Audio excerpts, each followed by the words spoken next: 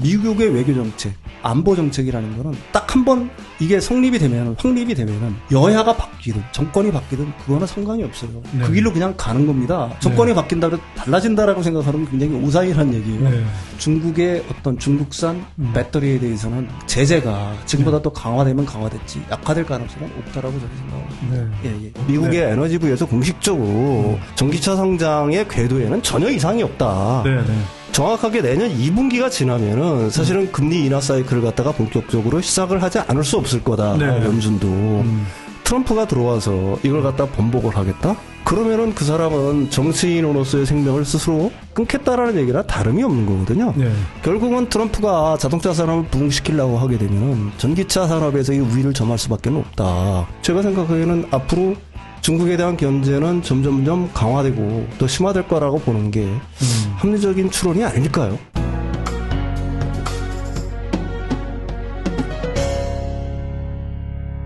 먼저 그 이야기부터 좀 나눠보면 좋을 것 같은데, 미중 간의 패권 경쟁, 뭐 사실은 하루 이틀 된 문제는 아닌데, 네, 그렇죠. 이게 세계 경제, 또 그리고 산업의 구도에 네네. 어떤 영향을 미치게 되는 건지 조금 먼저 설명해 주시면요. 일단 결론부터 말씀드리면은 미중의 패권 전쟁은 총성 없는 전쟁을 지금 하고 있다라고 얘기를 할 수가 네. 있겠죠. 이거는 지금 완전한 이제 첨단 어떤 기술 분야. 네. 그게 이제 반도체와 배터리라고 얘기할 수가 네. 있겠죠. 그쪽 분야에서 완전한 전쟁터가 형성이 되고 있다. 앞으로 최소 50년 내지 100년은 이런 네. 어떤 첨단 기술 분야, 특히 네. 반도체, 네. 그다음에 배터리. 예. 거기에는 뭐 이제 나중에 들어올 뭐 인공지능이라든지 뭐 이런 네. 분야들이 되겠죠. 네. 그 첨단 기술 분야를 갖다가 지금 미국 입장에서는 중국을 제어하지 않으면, 다른 말로 얘기하면 패놓지 않으면 지금 예. 거꾸로 떨어지지 않으면 예, 지금 거꾸로 뜨리지 않으면 나중에는 더 버거운 존재가 된다. 그렇죠. 나중에는 네. 더 버거운 존재가 될 수밖에 없다. 과거에는 뒤에서 설명했지만 네오콘, 네. 그러니까 일종의 이제 그 신보수주의자라고 네, 네. 하지만 극우적인 어떤 색채를 띠고 있는 네. 그 국방부라든지 뭐 이런 쪽. 우리가 이제 트럼프 때 이제 존 볼튼이 어떻게 보면 대표적인 인사라고 네. 얘기할 수가 있는데 네. 이런 사람들이 갖고 있던 거기에 국한됐던 인식이 아니라 미국의 그 민주당, 그 다음에 미국의 학계, 네. 미국의 전문가 그룹들의 네. 이미 일반화된 어떤 정서다. 네. 그리고 이거는 쉽게 바뀌지 않을 거다. 뭐 이런 점을 갖다가 오늘 얘기를 해볼까 합니다. 예. 그래서 미국의 대중경제 스탠스가 뭐 아까 앞에서도 말씀하셨지만 구체적인 양상은 바뀌었지만 바이든 행정부 들어와서도 이제 그런 게 사실은 뭐 민주당 공화당 정부를 왔다 갔다 하면서도 대중경제에 네네. 관해서는 굉장히 일관된 스탠스가 나오고 있는 거잖아요. 네, 그렇습니다. 네. 사실 뭐 우리들이 네. 그걸 갖다가 민주당 정부가 들었으면은 일각에서는 그런 얘기들도 많이 했었죠. 네. 가령 트럼프 때 이제 미중 간의 갈등이 싹 떴으니까 이런 무역 전쟁이 좀 일단락되고 약간의 어떤 화해? 네. 뭐 이런 기류들이 싹 트지 않을까라는 기대를 했었는데 바이든 대통령이 되고 나서는 오히려 더 어떻게 보게 되면 섬뜩한 칼날을 갖다가 서로한테 겨누고 있는 네. 그런 모양새가 진짜로 이제 벌어지고 있는 거고요. 네. 특히 이 바이든 행정부 들어서는 기존의 그 어떤 무역 갈등을 넘어서 네. 기술 패권을 둘러싼 전면적 양상으로 이게 비화를 하고 있다는 얘기죠. 네. 네. 일반적으로 놓고 보면 사실 과거에도 자기들을 갖다가 좀 근접해오고 있는 국가들, 이런 네. 국가들과를 억누를 때는 그런 방식들을 쓰긴 썼습니다. 근데 이제 우리가 미중 간의 어떤 갈등, 패권 경쟁에서 유심히 봐야 될 거는 지금 네. 중국은 국계 외환 자유화를 하지 않았지 않습니까? 네, 네. 자원 자유화를 완전히 실시하고 있는 게 아니거든요. 네. 따라서 그 부분에 대해서는 트리거를 갖다가 미국이 네. 중국을 압박을 해서 거칠게 피하면 거꾸로 트린다? 네. 이런 게 쉽지 않은 상황이에요. 네. 네. 이제 무역 갈등, 네. 그다음에 이제 첨단 기술 갈등, 네. 그 갈등을 넘어서 외환 부분이 이제 좀 그 힘드니까 미국 네. 입장에서는 네. 그렇다고 하게 되면은 최종적으로는 뭐 군사적 대결, 네. 뭐 이런 것까지 이제 상정하시는 분들이 있는데 네. 제가 생각하기에는 그거는 뭐 지금 현재 상황이라서 좀 상정하기가 좀 힘든 부분인 것 같고요. 네. 지금 현재 상황에서 미국은 네. 반도체와 배터리 등 어떤 첨단 기술 분야에서는 이번 기회를 틈타서 네. 중국의 굴기를 완전히 꺾어야 된다. 네. 네. 이거는 그게 진보적이든 보수적이든 색깔에 상관없이 미국 전반에 흐르는 기류다라고 얘기할 수가 있을 것 같아요. 네. 예. 우리가 이제 트럼프 때부터 그 미중의 이제 무역 갈등, 무역 전쟁이 격화가 되면서 교역액이 줄 거라고 대부분은 예상을 했잖아요. 네. 근데 22년도에 보면은 교역액이 사상 최대예요. 그 얘기는 뭐냐면은 두 가지를 저는 함의를 하고 있다라고 생각을 합니다. 네. 첫째, 네. 미국은 자신들이 필요한 거는 얼마든지 중국을 갖다가 이용을 한다. 그렇지만은 러시아와 우크라이나 전쟁으로 인해서 공급망을 갖다가 한 나라, 특히 자신들이 우려국가라고 칭하고 있는 곳에 의존하고 있는 게 얼마나 위험하다는 걸 각국은 전부 다 알았습니다. 그러니까 미국은 어떻게 하든지 공급망 재편을 할 거예요. 그게 뭐 동남아가 됐든 아니면 북미 지역이 됐든 남미 지역이 됐든지 분산을 시키려고 애를 쓸 겁니다. 그렇지만 우리들이 지금 이제 주목을 해야 되는 거는 왜 첨단 기술 분야에 대해서는 그렇게 악착같이 미국이 다른 분야는 교육액을 늘리고 있으면서 첨단 분야만은 제어하려고 할까? 그 부분에 대한 이해가 필요하다고 저는 생각을 하거든요. 이 책이 칩 워라는 책입니다. 이게 파이낸셜 타임스는 22년도 올해의 책으로 선정을 했고요. 뉴욕 타임스에서는 베스트셀러예요. 그 결론은 뭐냐면 반도체는 온전히 미국 것이라는 거고요. 어떻게 보면 반도체 산업사를 다뤘다라고 얘기할 수가 있어요. 근데 여러분들이 좀 약간 의문일 거예요. 이게 외교안보 전문대학원의 교수가 특히 국제사를 가르치시는 분이 어떻게 이 반도체에 관련된 책을 썼을까라고 의문을 가질 텐데, 그러니까 당연히 그 반도체 산업에 대한 어떤 거기에 플러스 지정학적 이런 어떤 개념들을 갖다가 대입을 시켜서 반도체 패권이 왜 미래 패권에 직접적으로 연결이 되느냐 이걸 갖다가 설명을 하고 있다라고 얘기할 수가 있는 책이거든요. 그거는 제가 두말할 필요가 없을 것 같아요. 반도체 패권을 지는 국가가 사실은 미래 패권을 갖다가 질 가능성이 굉장히 높겠죠. 그러니까 반도체라는 거는 사실은 산업 경제적 그 효과에 못지않게 군사적인 의미가 굉장히 강하다라고 얘기할 수가 있는 겁니다. 현대의 무기 체계는 사실은 반도체의 총합이라고 얘기할 수가 있어요. 첨단 반도체 없이는 사실 첨단 무기도 없는 거죠. 네, 첨단 무기 자체가 불가능합니다. 지금 그 냉전 시대에 미국이 소련을 붕괴시킨 군사적으로 우위에 설 수 있었던 거는 반도체 때문이었다라는 게 대부분이 거기에 대해서는 동의를 하고 있는 바거든요. 앞으로의 무기 체계는 더 하겠죠. 지금 우크라이나 전쟁에서 우크라이나가 소련에 대해서 비교적 우위에 설 수 있는 것들도 역시 서방의 그 무기 체계들. 그거는 전부 다 반도체의 힘이라고 얘기할 수가 있는 겁니다. 그러니까 그쪽 지원을 받아서. 그러니까 따라서 이렇게 보고 있는 거예요. 우리가 패권을 결정하는 하드웨어적 요소는 경제적 요소와 군사력을 줄 수 있는데 경제력과 군사력. 이 두 개의 핵심은 반도체일 수밖에 없다는 거죠. 이 크리스 밀러의 주장은 뭐냐면 그래서 반도체의 패권을 쥐는 국가가 미래 패권을 쥐게 될 거라는 얘기를 하는 겁니다. 근데 중요해서 볼게 되면은 표지에 보면은 미국 성적이잖아요. 근데 성적에 별이 아니라 저 왼쪽에 반도체 칩이 들어가 있네요. 그렇습니다. 반도체 칩입니다. 이게 뭐냐면은 이게 뭘 상징할까요? 반도체는 미국이 개발을 했고 미국이 키워왔고 미국이 제일 많이 쓰고 있고 장비도부터 모든 거. 그래서 반도체는 미국 것이라는 생각이 미국 입장에서 보면은 굉장히 그 애국적인 이를 갖다가 띄고 있는 어떤 색채라고 볼 수가 있는 거고요. 그래서 이런 식으로 얘기를 하는 겁니다. 반도체는 미국이 우리가 못해서 안 하는 게 아니라 반도체 제조를 우리가 해봐야 그 미국 입장에서는 별 효용 가치가 없으니까 그걸 가령 뭐 한국이라든지 대만이라든지 이런 쪽에 나눠줬을 뿐이다. 장비 역시 마찬가지다. 장비도 다 우리가 개발을 한 거고 그걸 유럽에 나눠줬을 뿐이고 유럽의 뭐 ASM이라든지 이런 식의 얘기를 갖다가 하고 있는 거예요. 따라서 반도체는 미국 거니까 그 부분에서는 왈가왈부할 필요를 갖다가 없다라는 얘기를 하는 거죠. 물론 뭐 이게 우리가 메모리 반도체 전부라고 알고 있는 건 좀 그렇지만 어쨌거나 그 지금 보면은 한국의 그 이제 메모리 반도체 산업과 관련해서 한국이 가장 강력한 이제 그 산업적 기반을 갖고 있고 또 파운드리 관련해서 대만의 TSMC 그다음에 반도체 소재 쪽은 일본에서도 상당히 강하잖아요. 그렇습니다. 뭐 독일 쪽도 그렇고. 또 장비 이야기했지만 뭐 ASML 같은 경우는 네덜란드 장비들이고. 그게 그냥 미국에서 물론 생겨났다고 해도 어떻게 그게 다 미국이 여전히 다 탑이다 이렇게 이야기하는 건 그래서 제가 책을 안 읽은 입장에서 보면 좀 약간 오만한 주장 아닌가 싶기도 하고 그런데 이거 뒤에서 대부분 다 설명을 하겠지만 하나하나씩 사실은 이 미국 입장에서는 양상 기술이라는 자체를 갖다가 양상 기술이라는 걸 갖다가 굉장히 우습게 생각하고 있는 측면이 있죠.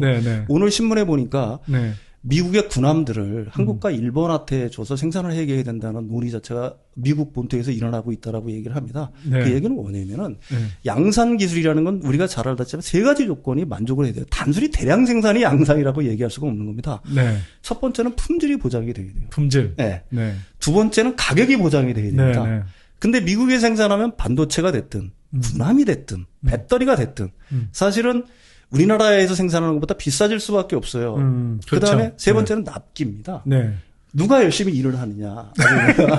이런 부분들을 갖다가 미국 자체가 굉장히 간과하고 있다. 지금 네. 뭐 반도체 기업들도 미국으로 불러들이고 있고 네. 사실은 배터리 기업들도 미국의 우리나라 기업들도 대부분 다 많이 진출을 해 있지 않습니까? 네. 네. 근데 과연 거기서 네. 한국에 있는 그 공장에서 네. 그 발생하는 그 수율이라든지 아니면 그 납기라든지 예. 아니면 가격이라든지 그걸 갖다 충족할 수 있을지에 대해서는 미국 본토에서 생산했을 미국, 때. 예, 그렇죠. 미국 본토에서 생산했을 때는 그게 의문의 여지가 있다라는 의견이 있는 거거든요. 네, 네. 그러니까 양산 기술 자체를 갖다가 우습게 생각하고 있는 거고요. 양산에서 1등, 우리가 1등을 한다는 건 의미가 있는 거. 우리가 공부를 해봤지만 1등을 하는 사람들은 뭔가 달라요. 그게 뭐 자기가 원천 기술을 갖고 있다는 게 자기 거다? 이런 주장들은 그야말로 제가 보기에는 바로 이 뒤에 나오는 네. 이 네오콘의 시각이라고 얘기할 수밖에 없는 거죠. 뭐 여러분들이 이제 그 네오콘에 대한 얘기들은 많이 들어봤을 네. 거예요. 네. 뭐 신보수주의자라고 보통 얘기를 하는데 이 부분을 갖다가 반드시 인지할 필요가 있습니다. 미중 갈등에서는. 네.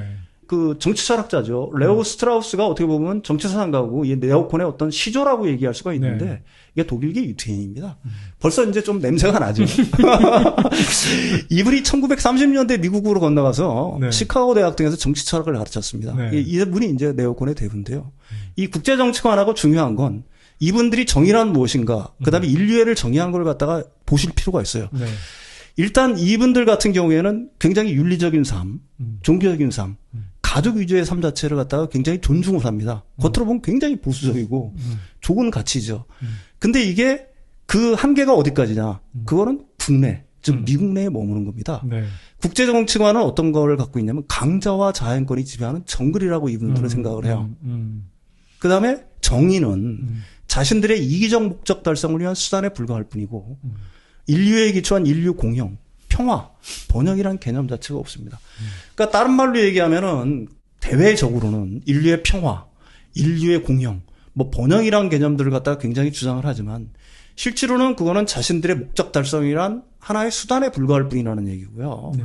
국제정치관에서 우리가 유심히 봐야 될 건 강자와 자연권이 지배하는 정글이라고 생각을 하는 겁니다. 그러니까 무조건 이겨야 된다는 생각을 하고 있는 거예요. 양강식의 세계관이네요. 그렇죠. 약육 네. 강식의 세계관을 갖고 있는 겁니다. 그래서 가령 뭐 우리가 존 볼튼 그 트럼프 때 그러니까 북한과의 전쟁을 불사한다거나 네.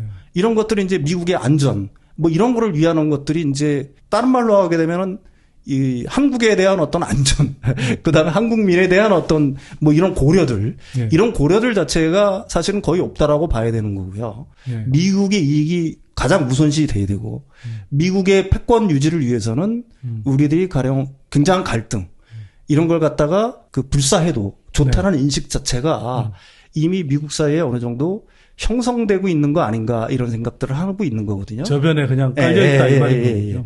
이게 이제 왜 그런데 왜 그럼 지금인가라는 걸 갖다가 우리들이 유심히 생각해 볼 필요가 있을 네. 것 같아요. 일단은 이제 앞에서 설명했지만 러시아 우크라이나 전쟁이란 지정학적 어떤 불안들이 네. 사실은 완전히 표면화가 됐죠. 네. 지정학적 갈등이 표면화가 됐을 때 공급망에서 가장 큰 타격을 받는 게 뭘까? 네. 이걸 갖다가 저는 생각을 했을 거라고 저는 봅니다. 네. 그러면은 제일 미국 입장에서 제일 아픈 대목은 뭐냐면 반도체라는 첨단 기술 분야에 대한 공급망이 흔들리는 걸 갖다가 제일 염려를 했을 거라고 저는 생각을 해요. 네. 일본이 이제 소재를 갖다 주로 생산하는 기업 네. 국가고요. 반도체 네. 쪽으로 보면 대만과 한국이 역시 그 반도체 제조 이쪽에 이제 강국 아닙니까? 네. 다 근데 이게 중국과 근접해 있다는 얘기입니다. 네. 네. 만약에 중국과의 갈등이 고조가 된다라고 생각하면은 그리고 그게 경쟁이 심화되어 가지고 만약에 어떤 전쟁 뭐 이런 양상까지 비화된다라고 하게 되면은 미국 입장에서는 굉장히 큰 타격을 받을 수밖에 없다는 거죠. 네. 네.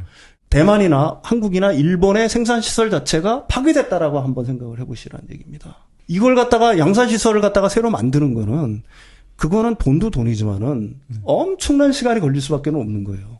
중국도 굉장히 큰 타격을 받겠지만은 미국 입장에서도 굉장히 큰 타격을 받을 수밖에 없을 거다라는 생각을 했을 겁니다. 네.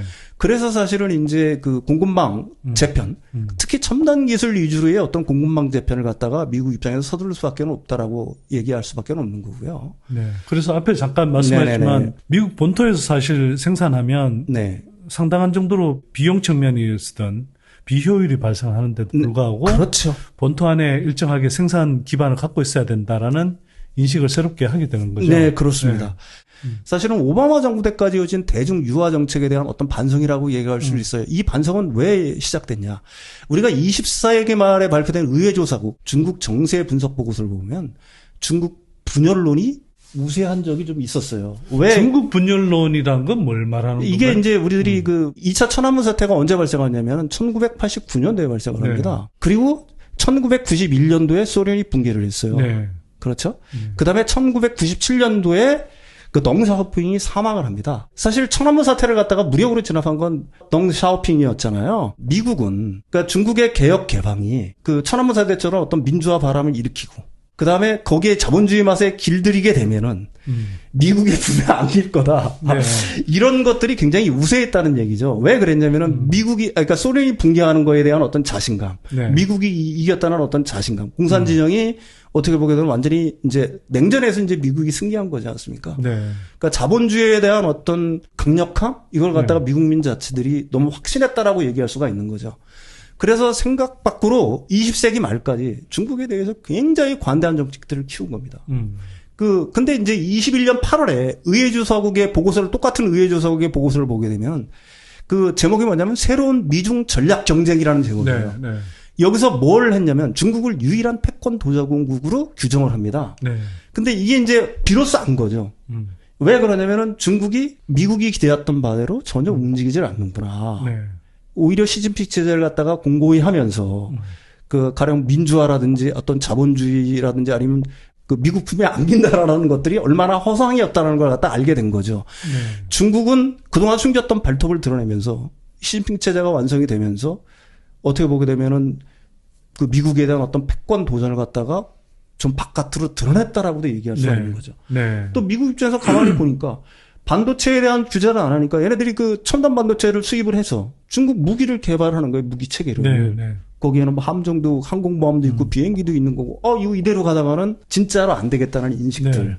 이 부분들이 이제 미국 입장에서는 이거는 지금 상태에서 막지 않으면은 그렇죠. 앞으로는 진짜로 힘들겠다라는 생각들을 하게 되는 겁니다. 네. 네. 그 전만 하더라도 사실은 도광양해라고 하죠. 네. 일종의 이제 자기 발톱을 숨기는 정책들. 중국은 그걸 갖다가 힘을 키울 때까지 자기 발톱을 숨기면서 어쨌든 그런 정책들을 유지를 해왔습니다. 그러니까 미국 입장에서는 뭐 그게 거슬릴 이유가 없었죠. 근데 이제 시진핑 체제가 되고 중국 경제가 발전을 하고 또 거기에 이제 중국의 산업들이 발전하는 양상을 보고 그러면서 이제 중국은 겉으로 이제 야심을 숨기지 않는 단계까지 드디어 도달을 해버린 겁니다. 네.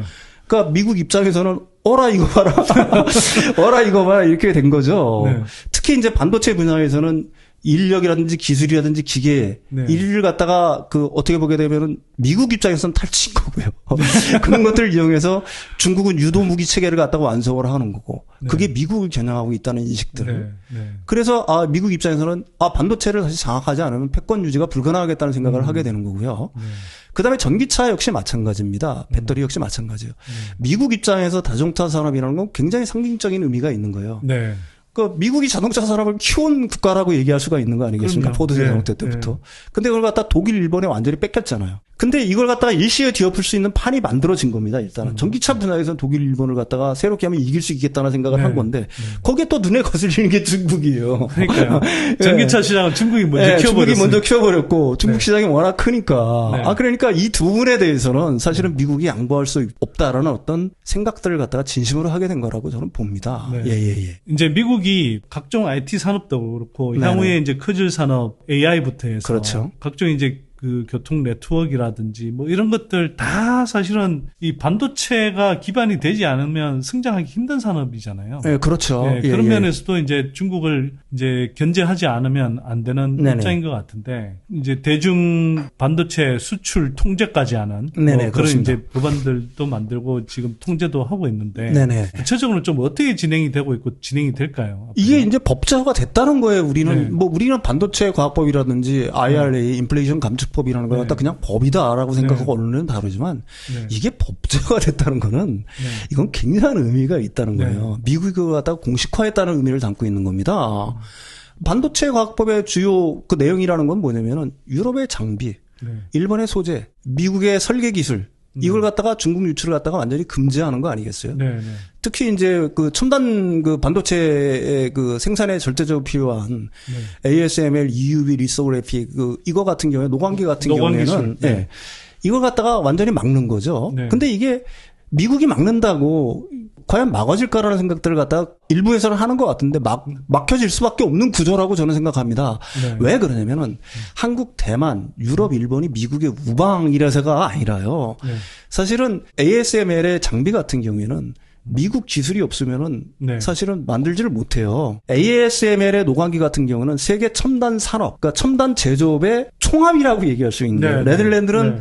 가령 뭐 독일의 자이스에서는 렌즈를 가져오고, 그 미국의 사이머사로부터는 뭐 레이저를 가져오고 이런 식으로 해서 어떻게 보게 되면 조립을 해서 만든다라고 네, 얘기할 네, 수가 네. 있는 거거든요. 그러니까 이게 지금 그 ASML 그 EUV 장비를 만드는 공장이에요. 전부 다 이렇게 다 드러내놨잖아요. 네. 이걸 드러내놔도 함부로 못 만듭니다. 네. 그다음에 ASML을 갖다 미국 입장에서 놓고 본다라고 하면은 미국 입장에서는 미국이 키웠다라고 생각을 하는 거예요. 필립스에서 분사를 했을 때 네. 인텔이 자금 지원을 했고 미국 정부가 지원을 했다라고 강하게 생각을 하고 있는 겁니다. 네. 그래서 말을 듣지 않으면 안 될 수밖에 없다라고 네. 미국 입장에서는 생각을 하고 있는 거고요. 네. 일본 역시 마찬가지고요. 미국은 역시 이제 설계 기술 자체는 자신들이 갖고 있는 거니까 이 부분을 갖다가 중국 유출을 금지하게 되면은 분명히 효과적인 제재 수단이 될 거라고 생각을 네. 하고 있는 겁니다. 네. 그다음에 IRA 역시 마찬가지라고 얘기할 수가 있는 거죠. 배터리 분야 같은 경우도 역시 비슷한 어떤 맥락을 갖고 있다라고 얘기할 수가 있는데 중국 배터리 자체, 그러니까 반도체랑은 좀 달리 중국 배터리 자체의 네. 최소한 미국 진출을 갖다가 원천 거의 봉쇄하겠다는 의지가 굉장히 강하다라고 얘기할 네. 수가 있는 거예요. 네. 반도체 과학법의 핵심 내용은 뭐냐면은 중국으로의 첨단 제조 장비라든지 반도체의 반출을 갖다가 금지하는 거라고 한다면은 그 IRA를 통한 그 배터리 이 네. 부분에 대해서는 미국 내로의 중국 기업의 진입을 갖다가 거의 원천 차단하는 수준까지 이르렀다 이렇게 네. 얘기할 수가 있는 거죠. 중국은 배터리 시장, 전기차 네. 배터리 시장을 뭐 대체로 맡고 있는데 미국이 우호적인 그 나라들의 산업을 키우면서 우리 전기차 산업을 키워가겠다. 네, 그렇죠. 예, 그게 이제 그런- 가장 핵심적인 요체라고 생각을 할 수가 있습니다. 네. 그러니까 반도체랑 그 배터리에 대응하는 방식 자체는 미국 입장에서는 약간 다를 수밖에 없다라고 생각을 하고 있는 거고요. 그렇지만 목적은 분명히 하나라는 얘기죠. 이 반도체 과학법이라든지 IRA 법이 어디를 경영하고 있느냐라는 네. 거는 우리들이 명백히 알 필요가 있다는 얘기입니다. 반도체 쪽은 우리가 좀 뭐 아무래도 피해를 보는 것 같고 네. 2차 전지 쪽은 우리가 상당히 수혜를 보는 것 같다. 이런 이야기를 하고 실제로 S&P의 최근 보고서도 보니까 네네, 좀 예. 그런 식으로 정리를 했더라고요. 그 그런데 예, 예. 그렇게 보는 게 맞습니까? 저는 뭐 그 부분이 현재 상황에서는 좀 일리가 있다라고 생각을 하지만 장기적으로 네. 놓고 보게 되면은 반도체 분야에서도 우리한테는 네. 굉장히 이점이라고 생각해요. 배터리는 물론이고요. 네네. 왜 그러냐면은 반도체든 뭐 배터리가 됐든지 간에 사실은 중국이 그 반도체 무기를 내세우면 우리 기업들 갖다 굉장히 많이 추격해온 게 사실이지 않습니까? 네네. 만약에 미국의 제재가 없다라고 한다면 설계라든지 뭐 소재라든지 장비 같은 반입이 자유롭다라고 한다면 미국의 제재가 없다라고 한다면 중국이 우리나라 그 LCD라든지 뭐 이런 쪽에 디스플레이 시장을 갖다가 뛰어넘었던 것처럼 반도체 분야에서도 사실은 내일을 사실은 장담할 수가 없는 네네. 거니까. 근데 사실은 미국은 이제 반도체 분야에서는 중국의 그 기술 성장, 개발 단계를 갖다 원천 차단하려고 하고 있는 거니까 크게 우리로서는 굉장히 큰 시간을 벌었다라고 얘기할 수가 있는 거죠. 한국 반도체 산업 그 자체로 이렇게 계속 기술 격차를 벌려나기가 쉽지가 않은데 그렇죠. 미국이 사실상 이제 어떤 패권 경쟁 측면에서 네네네. 그냥 견제를 해주니까 그렇죠. 중장기적인 측면에서는 도움이 된다. 예. 그게 왜 그래요? 미국 애들이 중국을 갖다가 일단은 막 달리고 있는 중국에 딴지를 걸어서 넘어뜨리려고 하고 있는 거거든요. 네. 뭐 다 아시다시피 YMTC 창신 메모리든 중국 반도체 기업 성장을 차단하려고 하는 거고.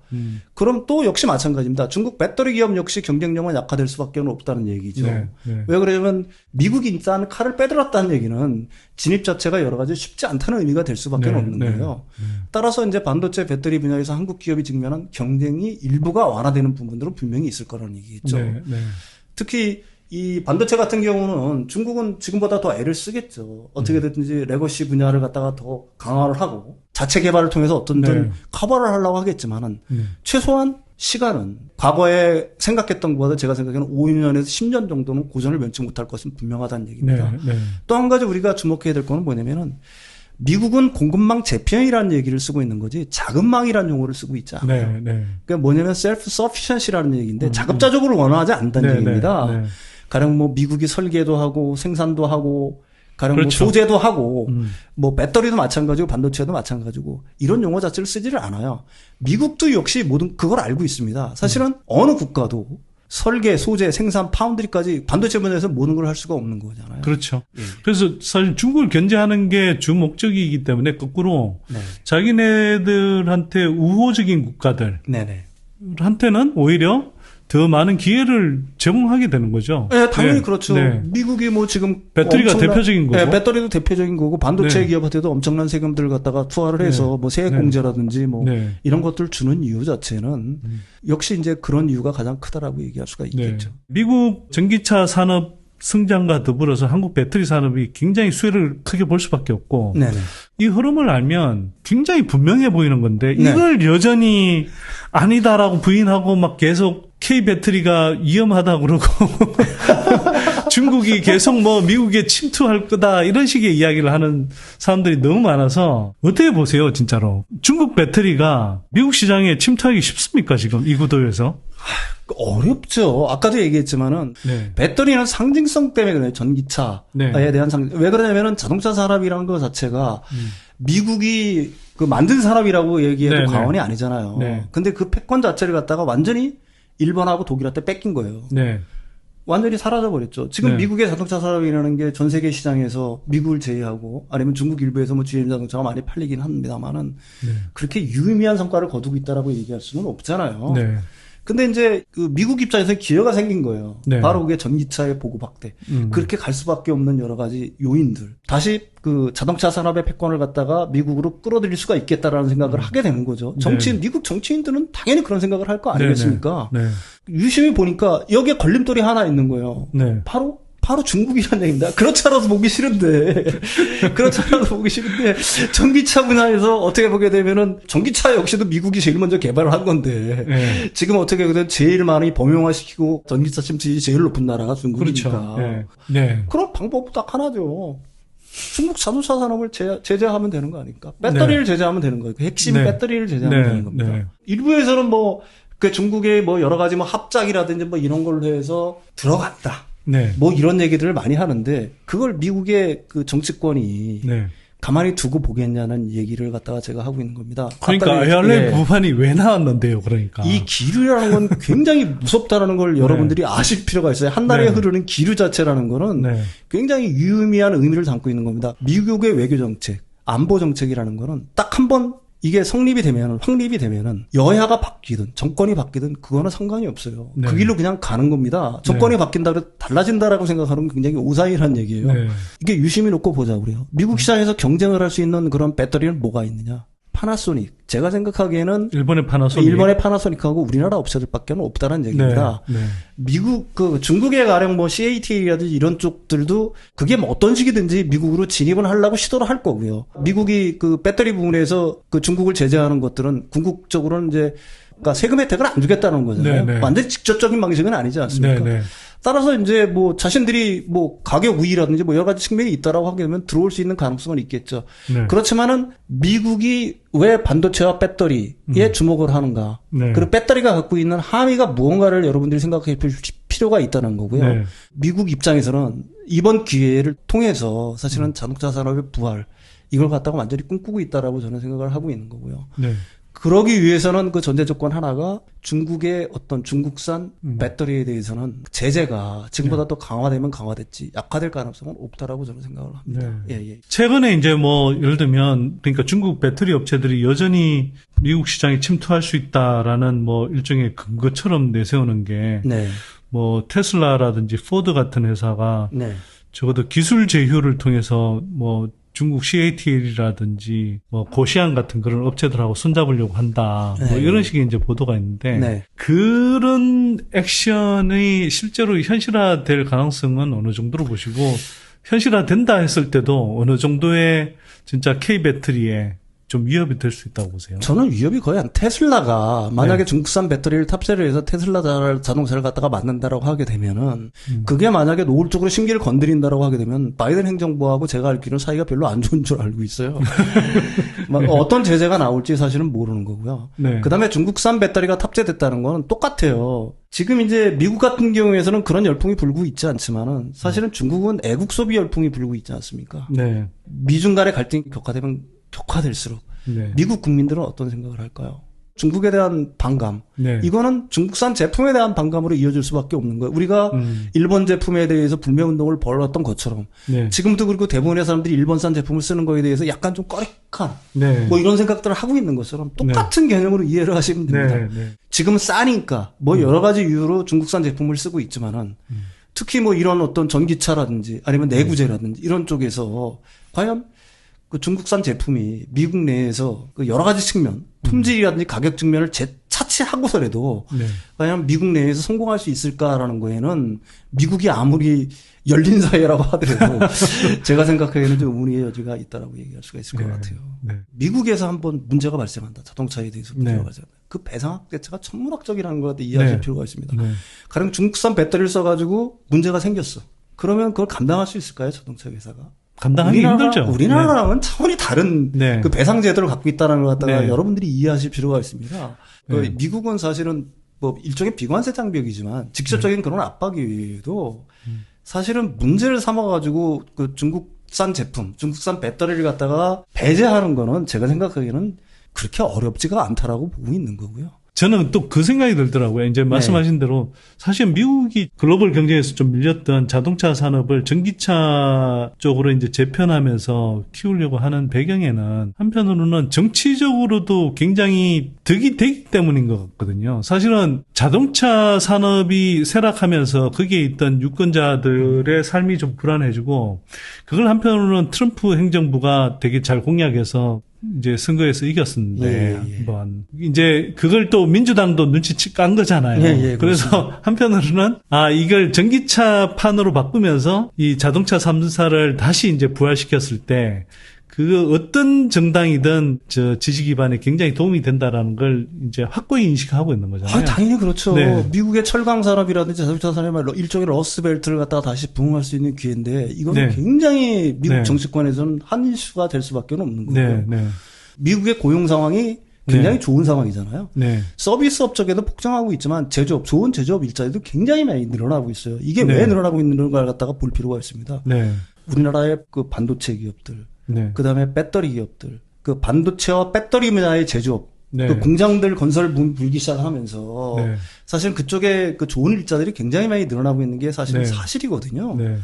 미국 정치인들 입장에서 보게 되면은 사실은 이 부분에 대해서는 거의 양보할 수 없는 네. 어떻게 보게 되면은 하나의 요건이라고 얘기할 수가 있겠죠. 그렇죠. 예. 이제 그렇게 해서 어쨌거나 미국은 전기차판을 키워야 되고 그 가장 핵심적인 뭐 생산 부품이라고 할 수 있는 배터리 산업은 결국은 이제 중국 이외에 뛰어난 기술을 갖고 있는 양산 기술을 갖고 있는 이제 한국 네. 그다음에 일본하고 같이 갈 수밖에 없는데 네. 자, 그런 면에서 일본하고의 경쟁력은 어떨까요? 미국 시장 안에서. 우리나라 네. 사람들이 일반적으로 우리나라 배터리에 대해서 좀 폄하하는 걸 갖다가 네. 저는 뭐 굉장히 많이 보게 되는데 네. 그거는 제가 생각하기에는 완전히 잘못 판단하고 있다라고 저는 생각을 합니다. 저는 거기에 대해서 어떤 기술적인 분야는 잘 몰라요. 네. 그렇지만은 그 배터리 아저씨 그 얘기하시는 거 들어보면 충분히 일리가 있다라고 생각을 합니다. 근데 이제 유심히 제가 보는 건 있어요. 이제 가끔가다 재미삼아서 팍스 TV를 보는데, 근데 이제 그쪽에서 그 파나소닉 그 배터리에 대해서, 그다음에 한국 배터리에 대한 얘기들을 갖다가 가끔가다 해요. 그래요? 그거 제가 어떻게 유심히 듣다가 이렇게 보면은 얘기를 네. 하는데, 팍스 TV에서 얘기할 파나소닉 배터리에 대한 평은 그렇습니다. 아는 텅 빈 깡통이다. 그러니까 바이든 정부의 그 로비에서 IRA 혜택을 받았다. 사실 네. 이거는 맞는 말이죠. 네. 왜냐면은 일본은 미국하고 FTA 협정 국가가 아닌데도 불구하고 배터리 네. 분야에서 협약을 맺어가지고 특혜를 주지 않았습니까? 네, 보조금을 그렇죠. 주는 정책을 네. 폈으니까. 근데 성능을 보게 되면 LG 217 배터리와 성능은 비슷하다.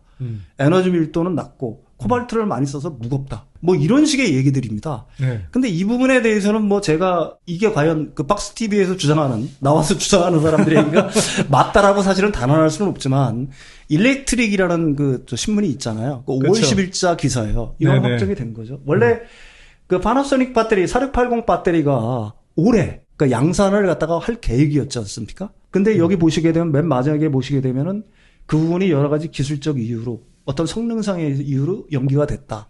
예, 한 1년. 예, 그래서 내년 네. 4월에서 9월 정도까지 네, 네. 양산 시점을 보고 있다. 근데 내년 4월에서 9월까지 제가 생각하기에는 양산이 될지는 제가 생각하기에는 뭐 좀 의문이 있습니다. 네. 이 박스 TV를 듣다 보면은 그 일본산 배터리라든지 아니면은 그 바이든 행정부를 까기 위해서 그런지 모르지만 한국산 배터리에 대한 칭찬들이 굉장히 많아요. 그래요? 여러분들 이런 점을 갖다가 저는 그 유심히 볼 필요가 있는 거고요. 네. 양산 일정이 거의 뭐 한 1년 이상 연기가 됐다라는 얘기는 이게 함의하고 있는 바를 갖다가 여러분들이 이해하실 필요가 있다는 얘기죠. 뭐 제가 좀 부연 설명을 드리면 사실은 테슬라가 일본 파나소닉하고 이제 처음 파트너를 맺어서 이제 그 뭐 전기차 산업을 키워오긴 했는데 사실 파나소닉의 양산 기술이 테슬라의 성에 찰 정도로 잘 따라와주지 못했고 특히 이제 4680 배터리 이제 개발하겠다고 2020년 그 배터리 데이 때 막 큰 소리 쳤는데 어쨌거나 이제 파나소닉을 이제 가장 핵심적인 파트너로 데리고 왔었잖아요. 네, 예, 예. 근데 파나소닉이 4680 배터리를 지금 계속 제때 못 만들고 네. 다시 1년을 연기하겠다고 그랬거든요. 근데 지금 LG 엔솔이나 삼성 SDI는 지금 목표로는 올 연말까지 4680 배터리 만들겠다는 거고. 네. 그래서 사실은 4680 배터리 개발과 납품을 LG 엔솔이 먼저 할 수도 있겠다는 저는 생각이 들고요. 4680 배터리를 비롯해서 각종 그 배터리 기술 수준에서도 이미 한국 배터리가 일본 파나소닉을 많이 넘어섰다는 생각이 들어요. 그 우리가 흔히 이야기하는 뭐 하이니켈뿐만 아니라 뭐 LFP도 못 만드는 게 아니거든요. 지금까지 안 만들었을 네. 뿐이죠. 근데 이제 미국 시장에서 중국이 가로막혀 있으니까 뭐 LFP 배터리도 이제는 충분히 경쟁력 있게 만들 수 있고 그것뿐만 아니라 이제 뭐 미드니켈 배터리라고 하는 뭐 그 하이 망간 쪽에 또는 코발트 프리 이런 배터리도 이미 다 개발해 놓고 있거든요. 사실 그래서 어떤 자동차에 이제 뭐 하이엔드부터 로우엔드까지 어떤 전기차에 장착될 수 있는 배터리를 사실 국내 3사가 다 만들어 놓고 있어요. 유럽은 그래도 미국보다는 좀 대중국 견제가 약하지 않나요? 네, 당연히 그렇죠. 예, 예, 유럽 예. 시장은 중국 배터리가 많이 침투할 수 있습니까? 제가 생각하기에는 미국을 잃은 중국 배터리는 유럽향으로 움직일 수밖에 없겠죠. 그렇죠. 뭐 소장님 네. 말씀하신 것처럼 유럽은 미국에 비해서 상대적으로 중국에 네. 좀 호의적인 게 있으니까요. 네, 상대적으로. 네, 상대적으로 네. 그렇다는 얘기예요. 이게 호의적이라기보단 덜 적대적이라고. 덜 적대적이라고 봐야 돼요. 그러니까 관건은 사실은 네. 중국 내수 시장만큼의 어떤 수율과 가성비를 갖다 확보할 수 있느냐 여부라는 네, 얘기입니다. 네. 그러니까 한국 배터리 같은 경우는 이미 폴란드라든지 뭐 헝가리 같은 데 선정을 하고 있는 거고요. 네. 그러니까 배터리 제공장이라든지 반도체 제공장 역시 마찬가지지만은 이게 사실은 엄청난 돈이 들어가는 네. 산업이지 않습니까? 네. 그러니까 역시 뭐 건설 비용이라든지 양산 단계까지 뭐 긴 시간이 요구되는 거고. 그 한국 배터리 업계는 중국에 앞서서 이제 유럽 생산 거점을 갖다가 안정화, 노하우를 이미 확보한 상태라고 볼 수가 있는 건데요. LG 엔솔이 폴란드에 공장이 엄청 예, 많죠. 그 엄청난 돈은 사실은 일부에서는 그게 유럽연합에서 나왔다. 네. 아니면 독일 쪽에서 나왔다라는 얘기들 갖다 굉장히 많이 합니다. 아, 그래요? 그러니까 독일의 그 슈테체 자이퉁이라든지 뭐 이런 일간지들 같은 경우에는 사실은 독일 입장, 유럽 입장에서 한국산 배터리하고 반도체가 엄청 필요하다는 얘기예요. 네, 네. 근데 이제 독일로 좀 이렇게 범위를 좀 좁혀놓고 보면은 네. 사실은 독일의 혈맹은 일본이라는 얘기입니다. 네. 근데 지금 와서 돌이켜보니까 아, 이거는 지금 유럽한테도 제일 중요한 두 가지를 전부 다 가진 나라가 한국이라는 얘기죠. 네, 네. 그 양산 기술적인 측면에서 반도체와 배터리 한국이 다 갖고 있었다. 그래서 뭐 ASML이 한국 내에 어떤 뭐 투자를 갖다가 좀 확대를 한다거나, 그 다음에 ASM들도 역시 그 유럽의 그 반도체 장비 기업들이 한국 내에 어떤 투자를 확대한다고 하는 것 자체가 어떻게 보게 되면 기존의 일본에 비해서 상대적으로 좀 열의해뒀던 한국에 대한 어떤 존중? 재평가? 재평가 이런 것들이 사실은 유럽 내에서 특히 독일에서 이루어지고 있는 거 아니냐라는 분석들을 갖다 한 기사들이 있어요. 네. 그러니까 이 부분들을 굉장히 유심히 봐야 된다는 얘기입니다. 네. 그렇다면은 지금 우리의 그 반도체와 배터리가 필요한 나라가 미국만이 아니라 네. 유럽도 이걸 갖다가 굉장히 간절히 원하고 있다라는 생각들을 네. 갖다가 여러분들이 하셔야 된다는 얘기예요. 네. 공급망이 무너진 거, 러시아 우크라이나의 공급망에 직격탄을 맞은 거는 미국보다는 사실은 유럽이죠. 미국은 네. 유럽은 지금도 거기에 때문에 굉장히 어려운 처지에 있는 거고. 네. 가스 공급 제대로 못 받고 전기료 올라가서 그렇죠. 네, 힘들었죠. 그러니까 유럽 입장에서는 어떻게 됐는지 이번 기회에 그 미국 같이 특히 핵심 어떤 첨단 기술 분야에 대해서는 유럽 내에 공급망을 갖다 구축하라고 할 거고 그렇다고 하면 상당히 우호적인 나라. 역시 한국이 두 가지 기술을 갖고 있고 유럽에 그러니까 어떻게 보면 민주주의 진영으로 네. 놓고 본다 보면 한국밖에 없다는 생각들을 갖다가 유럽 내에서 하고 있다는 이런 생각들을 갖다가 주장하는 그 논지들이 굉장히 많이 있어요. 저는 거기에 거의 뭐 100% 동감을 합니다. 네, 네. 따라서 중국 배터리가 그 유럽으로 향할 수는 있겠죠. 네. 그렇지만 유럽 시장 전반에 번져 있는 어떤 그런 어떤 정서들 이런 정서들을 갖다 고려해 보면은 네. 과연 그쪽에서 얼마만큼의 세를 확보할 수 있을까라는 건 의문의 여지가 있는 거고요. 특히 유럽에는 세계 유수의 자동차 회사들이 있습니다. 벤츠도 그렇고요, BMW, 뭐 폭스바겐이라든지 전기차를 만들면서 네.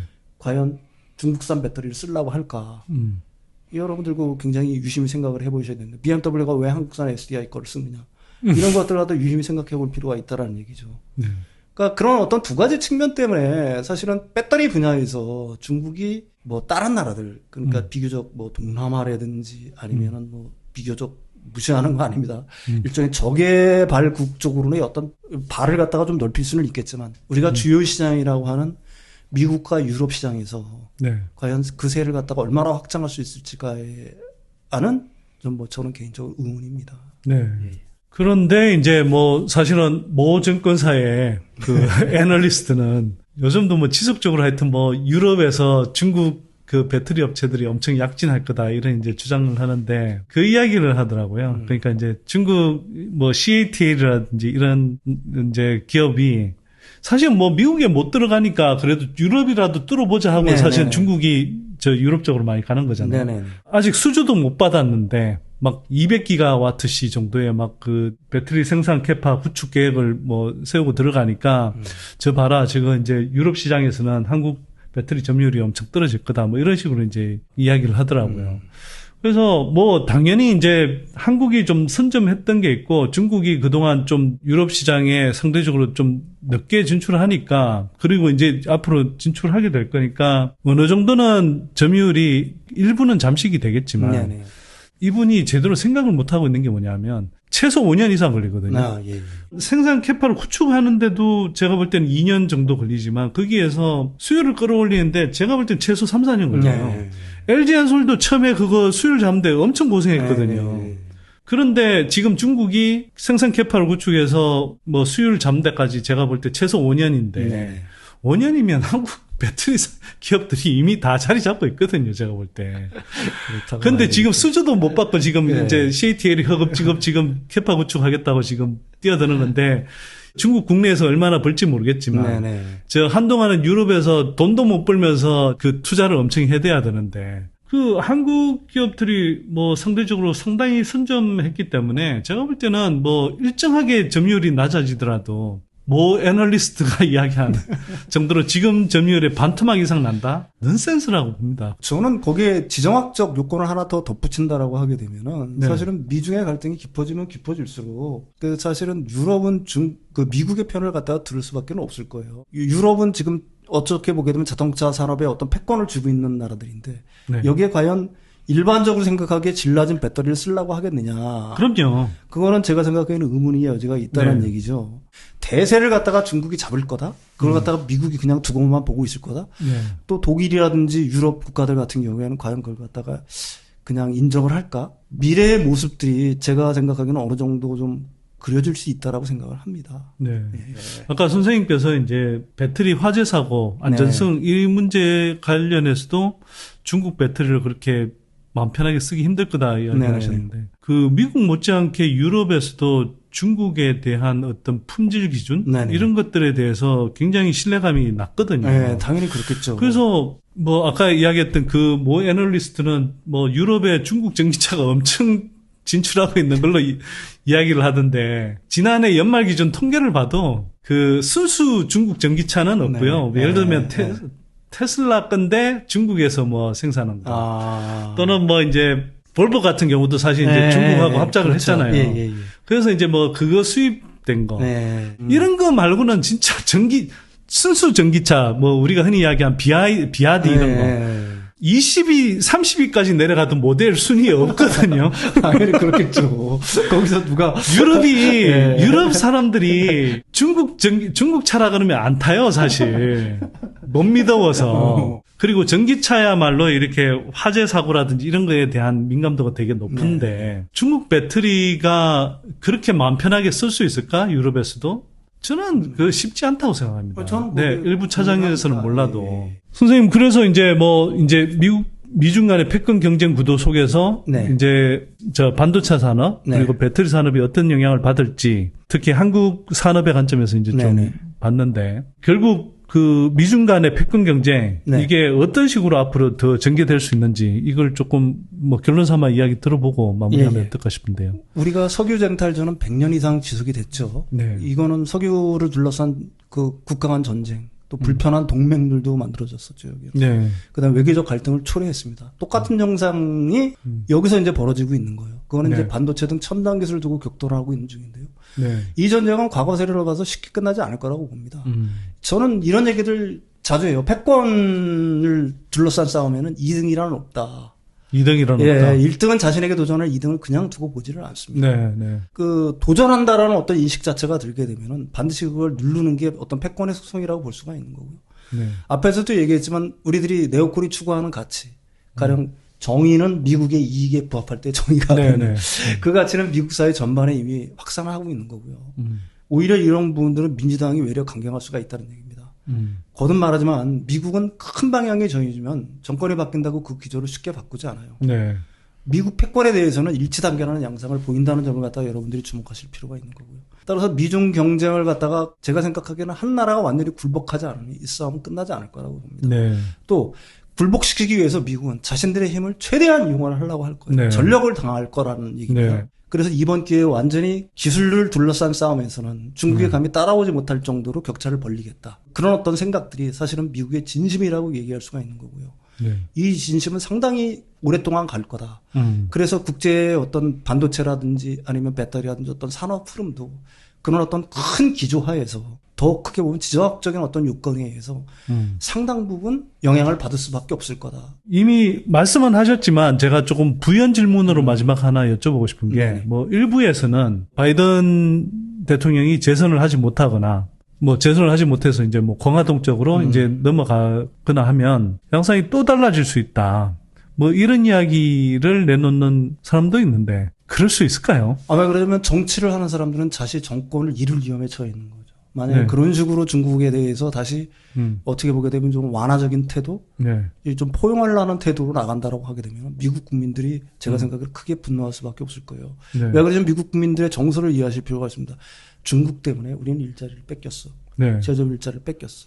중국이 우리나라의 기술들 갖다가 전부 다 독질해가지고 무기를 네. 만들고 네. 아니면은 반도체를 만들고 우리보다 우위에 서려고 해.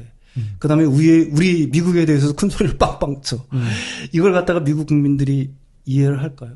그러니까요. 다시 완화적인 추세로 나갈 수가 없는 거고요. 네. 아까도 얘기했지만 미국은 큰 방향이 정해지면 그 정권이 바뀐다고 그 기조를 갖다가 쉽게 바꿀 수가 없어요. 왜 그러냐면 미국 국민은 정서 자체가 이미 그리 완화된 네오콘의 어떤 기류들이 미국 사회 전반에 확산돼 있다는 걸 갖다가 여러분들이 이해하실 필요가 있습니다. 네.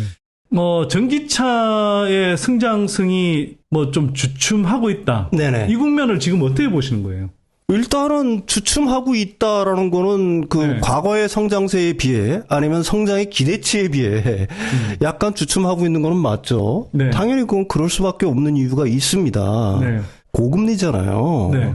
특히 그 오토론의 금리를 갖다가 여러분들이 한번 생각해 보실 필요가 있다는 거예요. 네. 미국 같은 경우에 최우량 등급, 신차 기준으로 해가지고 한 5%부터 네. 아주 이제 그 신용 등급이 낮은 분들은 네. 21%, 22%까지 금리를 부담을 해야 되는 겁니다. 네. 일단 고금리 상황에서 내구재의 소비는 주춤할 수밖에 없죠. 차를 사시는 분들이 생각을 한번 해보십시오. 이걸 현차를 가지고 가령 몇 천만 원 혹은 몇 가는 차를 갖다가 현금을 다 주고서 일시불로 사는 사람들은 제가 생각하기에는 거의 없다고 봅니다. 네. 대부분 이제 자동차 할부 금융을 끼고 사는데 네. 그 금리 자체가 이제 워낙 높다 보니까 사실은 내구재 소비를 갖다가 그 자동차뿐만이 아니라 사실 준내구재까지도 영향을 미치는 거니까요. 가령 네. 네. 우리나라 같은 경우도 의류라든지 이런 소비가 줄고 있다고 하는 거는 네. 특히 자동차 같은 거는 내구재 중에서도 가장 비싼 내구재잖아요. 네. 그 소비가 일단은 그 주춤할 수밖에 없는 상황이 되는 거죠. 그렇다고 하더라도 전체적인 흐름에서 놓고 본다라고 하게 되면은 조금 아까도 제가 뭐 그 김철중 씨인가요? 김철중. 그분이 보는 걸 봤는데 유럽 상황이에요. 네. 그 EV하고 그다음에 PHEV 합쳐서는 한 50% 정도 성장을 한 것 같아요. YOY로. 네네. 근데 내연기관차는 한 10몇 퍼센트.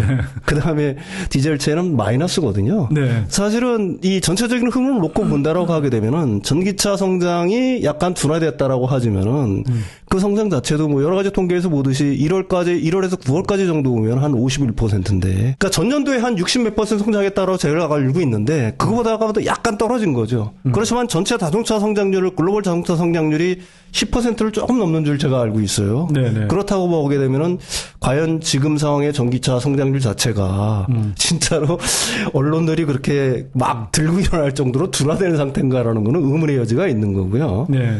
정확하게 얘기하면 전기차뿐만이 아니라 모든 자동차 시장 자체가 네. 사실은 고금리의 압박을 받으면서 주춤주춤거리고 있다라고 표현을 하는 게 더 정확한 표현이라고 얘기할 수가 네. 있겠죠. 정확하게 내년 2분기가 지나면은 사실은 금리 인하 사이클을 갖다가 본격적으로 시작을 하지 않을 수 없을 거다. 네. 연준도.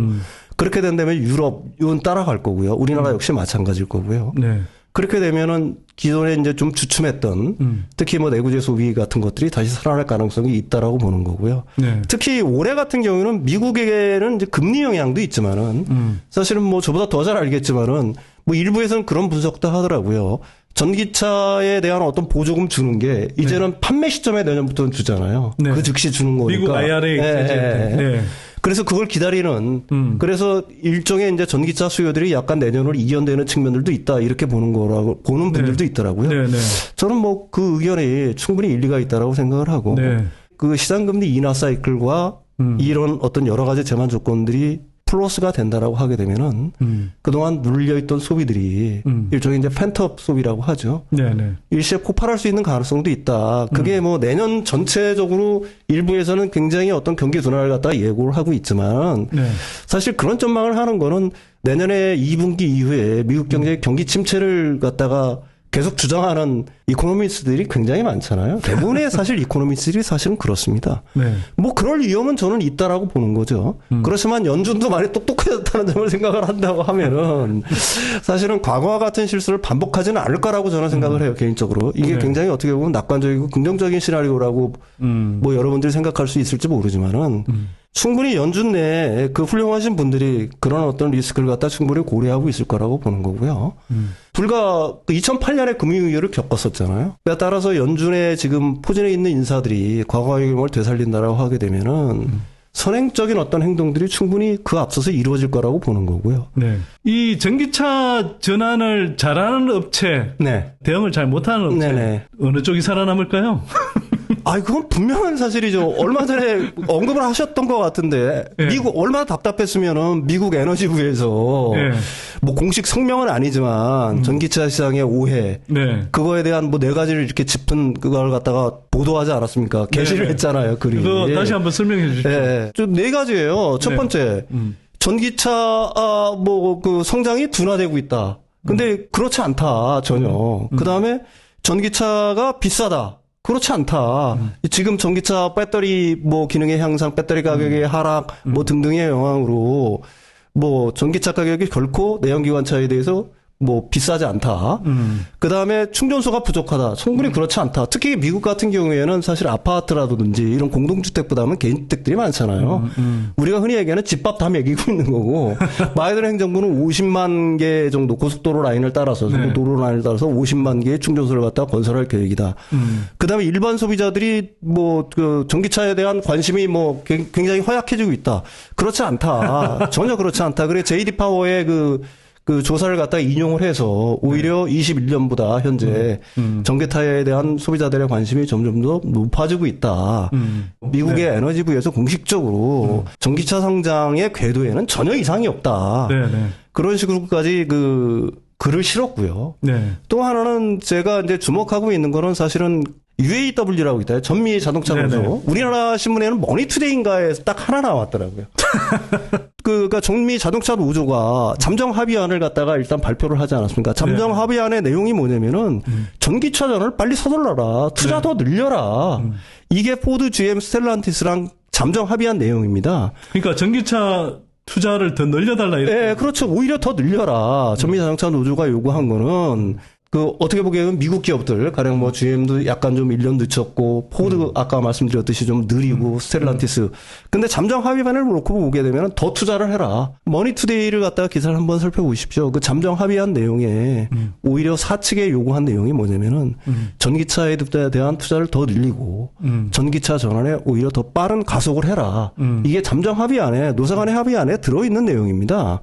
그래서 일부에서 얘기하는, 특히 뭐 우리나라 언론들이 그 폭포처럼 쏟아내는 어떤 이런 내용들하고는 정반대의 상황이 사실은 미국에서 벌어지고 있다. 여러분들이 그렇게 이해를 하셨으면 좋겠어요. 예. 이른바 UAW가 파업을 할 때 네네. 트럼프가 이제 거기 현장에 찾아가서 네.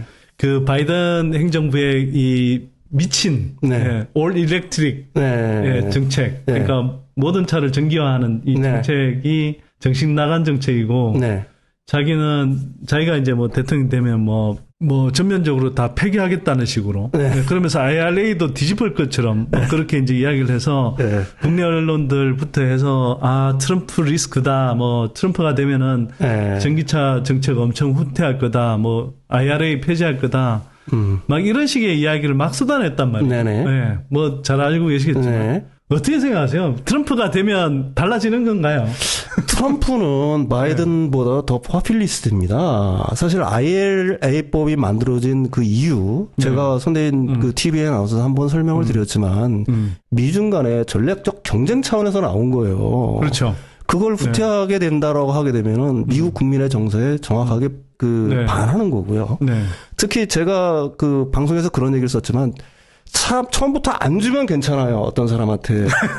근데 줬다 뺏으면 열받는 거예요. 그럼요. 그러니까 IRA법이라는 건 미국의 소비자들한테 상당한 혜택을 주는 법안들이 주를 이루지 않습니까? 네. 사실 중국을 견제하는 것도 첫 번째고요. 네. 두 번째는 미국 소비자들한테 상당히 많은 혜택들을 주는 건데 트럼프가 들어와서 이걸 갖다 번복을 하겠다? 그러면은 그 사람은 정치인으로서의 생명을 스스로 끊겠다라는 얘기랑 다름이 없는 거거든요. 네. 그 다음에 전기차의 어떤 어떤 시대의 역행을 갖다 거슬러 가겠다?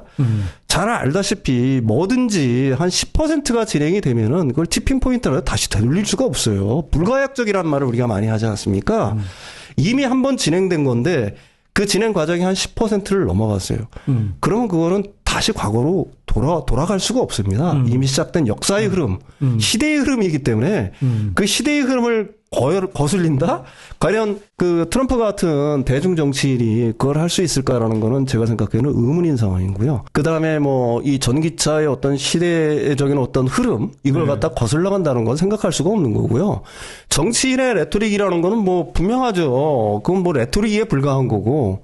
글쎄요, 그걸 갖다가 억지로 막겠다? 아니면은 완전히 방향을 틀어서 그 과거로 회귀하겠다? 이런 거는 제가 생각하기에는 상상할 수 없는 네. 어떤 견해라고 생각을 합니다. 예. 더구나 이제 미국은 사실 상하 양원 그 의회의 권한이 엄청 세잖아요. 특히 법안과 관련해서. 그 측면에서도 지금 정치 구도상 상하 양원의 뭐 다수의 표를 얻어서 IRA 법안 폐지 또는 뭐 대규모의 어떤 수정안이 통과될 가능성이 있을까요? 없죠. 지금 가령 그 중국을 갖다 견제하는 그 발언들, 세게 하는 발언들, 의원들을 보게 되면은 대부분 민주당 출신이 아니라 공화당 의원들이 상당히 많아요. 더구나 저 배터리 공장 국내 회사들이 가서 짓고 있는 그 배터리 공장에 그 의원들하고 주지사들이 공화당 성향이 되게 많더만요. 당연히 공화당에 있는 분들이 굉장히 많죠.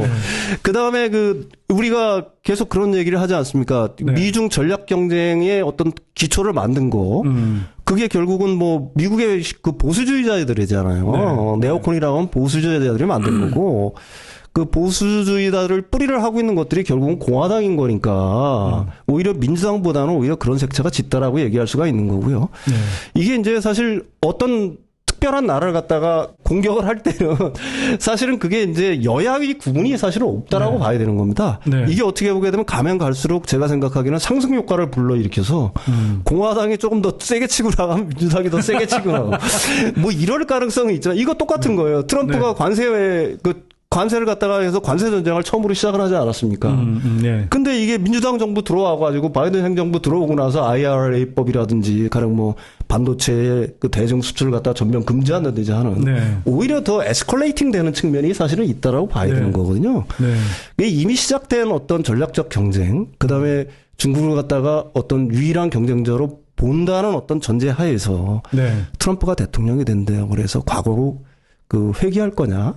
글쎄요, 그럴 가능성이 있다라고 보는 것 자체가 제가 생각하기에는 굉장히 불합리한 추론 같아요. 예. 네. 네. 그 자동차에 어떤 패권을 네. 주었다라고 한 게 되면은 네. 사실은 미국을 지나 독일, 그 다음에 일본으로 넘어가지 않았습니까? 독일 네. 같은 경우도 마찬가지요. 어차피 전기차 전환을 해야 되는 건데, 네. 그 기존의 자동차 어떤 시장에서의 패권을 갖다가 계속 유지하기 위해서는 전기차 시장을 장악해야 되는 건 이제 명확한 사실이잖아요. 네. 네. 근데 그게 어떻게 됐든지 간에 사실 중국의 전기차들이 밀려오고 중국 배터리들이 밀려오는 걸 갖다가 한번 생각을 한번 해보시라는 얘기입니다. 내가 1등을 하고 있었는데 얘네들이 막 밀려 들어와. 우리는 미처 아직 준비도 사실은 못했었는데 그것도 국가의 막대한 보조금을 등에 업고 이렇게 들어와. 그럼 그 1등을 하던 그 국가는 그 국가라는 사람은 과연 어떻게 생각을 할까요? 그걸 어떻게 하면 가장 효과적으로 막을 수 있을까를 갖다가 고민하지 않을 수 없는 거고요. 네. 그건 당연한 귀결이라고 저는 생각을 합니다. 그래서 지금 핵심 원자재 빼고 위해서 뭐 65% 이하로 이걸 갖다가 막는다든지 하는 것들은 사실은 앞으로 점점 제가 생각하기에는 강화될 가능성이 많다라고 보는 거고요. 네. 유럽의 그 자동차를 만드는 나라들이 사실은 독일만 있는 게 아니지 않습니까? 프랑스도 만들고 이탈리아도 만들고 등등 만드는데 어차피 이들 나라 같은 경우도 전기차의 전환을 갖다가 해야 되는 거고요. 특히 뭐 이런 측면에서도 저는 한번 생각해 볼 필요는 있다라고 봅니다. 유럽이 아무리 어떻게 보게 되면 미국보다는 조금 더 포용성이 좀 넓은 어떤 대륙이라고 하지만 근친 관계로 놓고 본다라고 하기에는 미국과 더 가깝겠지. 중국과 더 가까울 이유는 제가 생각하기에는 없다라고 보는 거고요. 네. 네. 그게 그 유럽과 중국 간의 어떤 협력 그 정도에 비해서 결국은 유럽과 미국 간의 협력의 정도가 훨씬 더 깊고 네. 그다음에 더 크다라고 얘기할 수가 있는 거고요. 그 방향성 자체는 당연히 그리 갈 거라고 생각합니다. 유럽은 바보예요.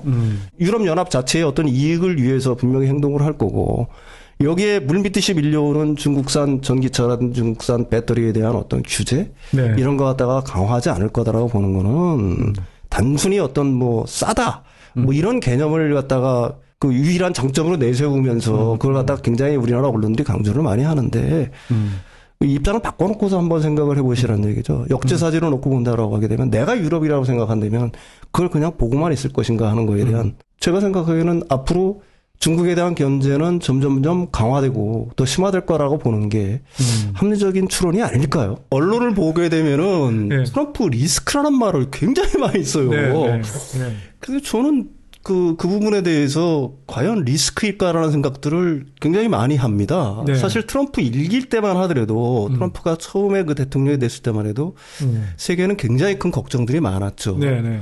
저도 사실은 걱정들 많이 했고 칼럼에서 굉장히 좀 우려되는 사항들에 대해서 계속해서 얘기를 했었습니다. 네. 그런데 우리가 돌이켜보면은 트럼프 시대가 일기 때 과연 우리나라에 뭐 얼마만큼 큰 변화가 있었느냐. 과연 뭐 지금 우려하는 것처럼 특정 산업군에 굉장히 어떤 파괴적인 어떤 부정적인 영향이 있었느냐. 이런 걸 돌이켜보면은 별로 없단 말입니다. 기껏 해봐야 뭐 세탁기, 뭐 저에게 관세 부과하는 것들. 네. 그 다음에 그 한미 그 자유무역협정, 뭐 개정협상 강요. 그 다음에 방위비 인상. 뭐 등등 뭐 이런 어떤 것들이죠. 그런데 네. 그런 것들이 과연 우리나라 어떤 경제라든지 아니면 특정 산업에 엄청난 타격을 줬느냐는 걸 갖다가 돌이켜 볼 때 그 정도는 아니었단 말입니다. 사실. 근데 또 트럼프 2기가 이제 막 출발하려고 해요. 물론 네. 이제 그 트럼프는 한 2년 전부터 자신들의 공약을 갖다가 계속 동영상으로 설파를 네. 하고 네. 굉장히 강경한 어조에 특유의 어떤 강경한 어조의 네. 어떤 발언들을 갖다 계속 쏟아내고 있습니다. 그래서 그런지 몰라도 사실은 굉장히 트럼프 시대에 대한 어떤 우려들이 굉장히 깊은 것 같아요. 네. 근데 세상 만사라는 게 저는 사실 그렇게 생각을 하거든요. 밝은 면이 있으면 반드시 어두운 면이 있고 또 네. 어두운 면이 있으면 그만큼 또 밝은 면이 있더라. 네. 그게 반드시 우리가 염려해야 될 만 그런 어떤 일들만 있을 것인가? 아니면 오히려 우리한테는 어떤 새로운 어떤 기회가 열릴 수도 있지 않나? 네. 네. 이런 생각들을 갖다가 좀 균형감 있게 해야지만 트럼프에 대한 분석이 가능한 거고 트럼프 2.0 시대에 대한 어떤 네. 대응도 올바른 대응이 나올 거라는 생각에서 사실은 이런 주제를 택하게 됐습니다. 네. 예. 네. 우리가 보통 트럼프 독트린이라고 보통 얘기를 합니다. 네. 이거는 뭐 제가 이제 분석한 것들도 있고요. 유명한 이제 지정학에 관련된 그 연구자, 학자들이 이제 보통 분석한 내용인데 네. 이념적으로는 한 3개 정도로 요약이 되는 것 같아요. 첫 번째 교류주의. 이게 다른 말로 하게 되면 공짜는 없다입니다. 그러니까 그 미국이 베풀면은 니들도 그에 상응하는 어떤 걸 갖다가 미국 갖다 반드시 보상을 해야 된다는 주의거든요. 네. 그러니까 이제 그게 대표적인 게 일기 때 일본과 한국은 미국과의 동맹에 더 많은 돈을 지불해야 한다는 거였고요. 네. 나토는 이제 밑빠진 독이다. 역시 나토도 그만큼 돈을 지불해야 된다. 근데 결론적으로 말하면 보호받고 싶은가? 그렇다면 돈을 내라 이겁니다. 이게 이제 교류주의의 핵심인 거고요. 이거 굉장히 중요한 내용들입니다. 네. 두 번째는 이제 중상주의예요. 영원한 동맹은 없다. 미국은 무역 수지 흑자만 기록하면 된다. 이게 이제 사실은 트럼프 어떤 경제 참모들이 줄곧 내세우고 있는 것들이죠. 그래서 이제 그 일환으로 중국과의 무역 전쟁을 개시를 한 거고요. 캐나다, 멕시코 등과 맺은 그 북미 자유무역 협정을 개정을 했죠. 독일, 한국, 일본도 주타깃이 돼가지고 한국 같은 경우에는 한미 자유무역 협정 개정 협상에 나서서 사실은 개정이 이루어진 상태죠. 이게 바로 이제 중상주의인 거고요. 세 번째는 이제 국수주의입니다. 자국 이익 최우선, 네. 도나 타국, 타민족에 대해서는 굉장히 배타적입니다. 그래서 이제 미국과 멕시코에 국경 장벽을 설치한다든지 다시 한번 미국을 다시 위대하게라는 어떤 슬로건을 계속 강조한다든지 그다음에 적대적 외부 세력이라든지 반국수주의적 내부 적에 대한 어떤 격렬한 공격들 네. 이걸 갖다가 이제 대표적인 국수주의라고 얘기할 수가 있겠죠. 근데 이런 어떤 정책들 갖다 유심히 보게 되면은 이제 뒤에서 나중에 설명을 하겠지만 우리가 익숙하게 봐왔던 것들이에요. 네, 네. 그래서 사실 트럼프 공약들이라는 거는 그 대선팀이 있습니다. 이게 전직 그 트럼프 1기 때의 그 참모들이에요. 주요 참모들. 그러니까 마크 메디오 전 비서실장, 러셀 바우트 전 예산관리실장, 그다음에 이제 우리가 익숙하게 들어서 알고 있는 피터 나바로 전 무역제조업 정책국장 이런 사람들이 이제 트럼프 공약들을 갖다가 만들고 있는 거고요. 주요 정책들은 이제 싱크탱크가 2개 있는데 헤리티지 재단이 이제 2024 리더십을 위한 사명이라는 걸로 해가지고 만들고 있고요. 근데 헤리티지 재단 같은 경우는 약간 보수적이라면 약간 좀 온건한 편에 속한다고 얘기할 수가 있습니다. 근데 좀 약간 극우적으로 약간 색채가 짙은 게 사실은 이제 아메리카 퍼스트 정책연구소라고 이게 이제 2025년으로 갈 수 있는 어떤 길, 노정, 여정 뭐 이렇게 번역이 되는데 여기서 이제 주요 정책들을 갖다가 계속해서 발표를 하고 있는 거예요. 네. 근데 이쪽이 약간 좀 극우적인 색채가 더 짙다라고 얘기할 수가 있습니다. 헤리티지 대선보다는. 이름 자체가 아메리카 퍼스트니까 네네네. 그대로 미국 우선주의. 예, 그렇습니다. 네. 국수주의적인 성향이 무심 풍기네요. 예, 근데 이것들 뿌리가 공약 핵심 내용을 보게 되면은 사실은 오늘날 미국에 대한 가장 큰 위협은 러시아가 아니라 우리들 자신이며 끔찍한 것들이다. 그게 이제 주로 6가지를 들고 있는데 네. 불법 유민 폭정에 따른 국경 소멸, 도시에서 경찰력 집행 실패, 법치 파괴, 가족 붕괴, 하나님을 없애고 인종 성환경을 받드는 좌파주의자들. 그다음에 중국 등에 우리를 의존하도록 만드는 그 자유주의자, 신자유주의자 아니면 뭐 글로벌리스트라고 보통 얘기를 하죠. 네네.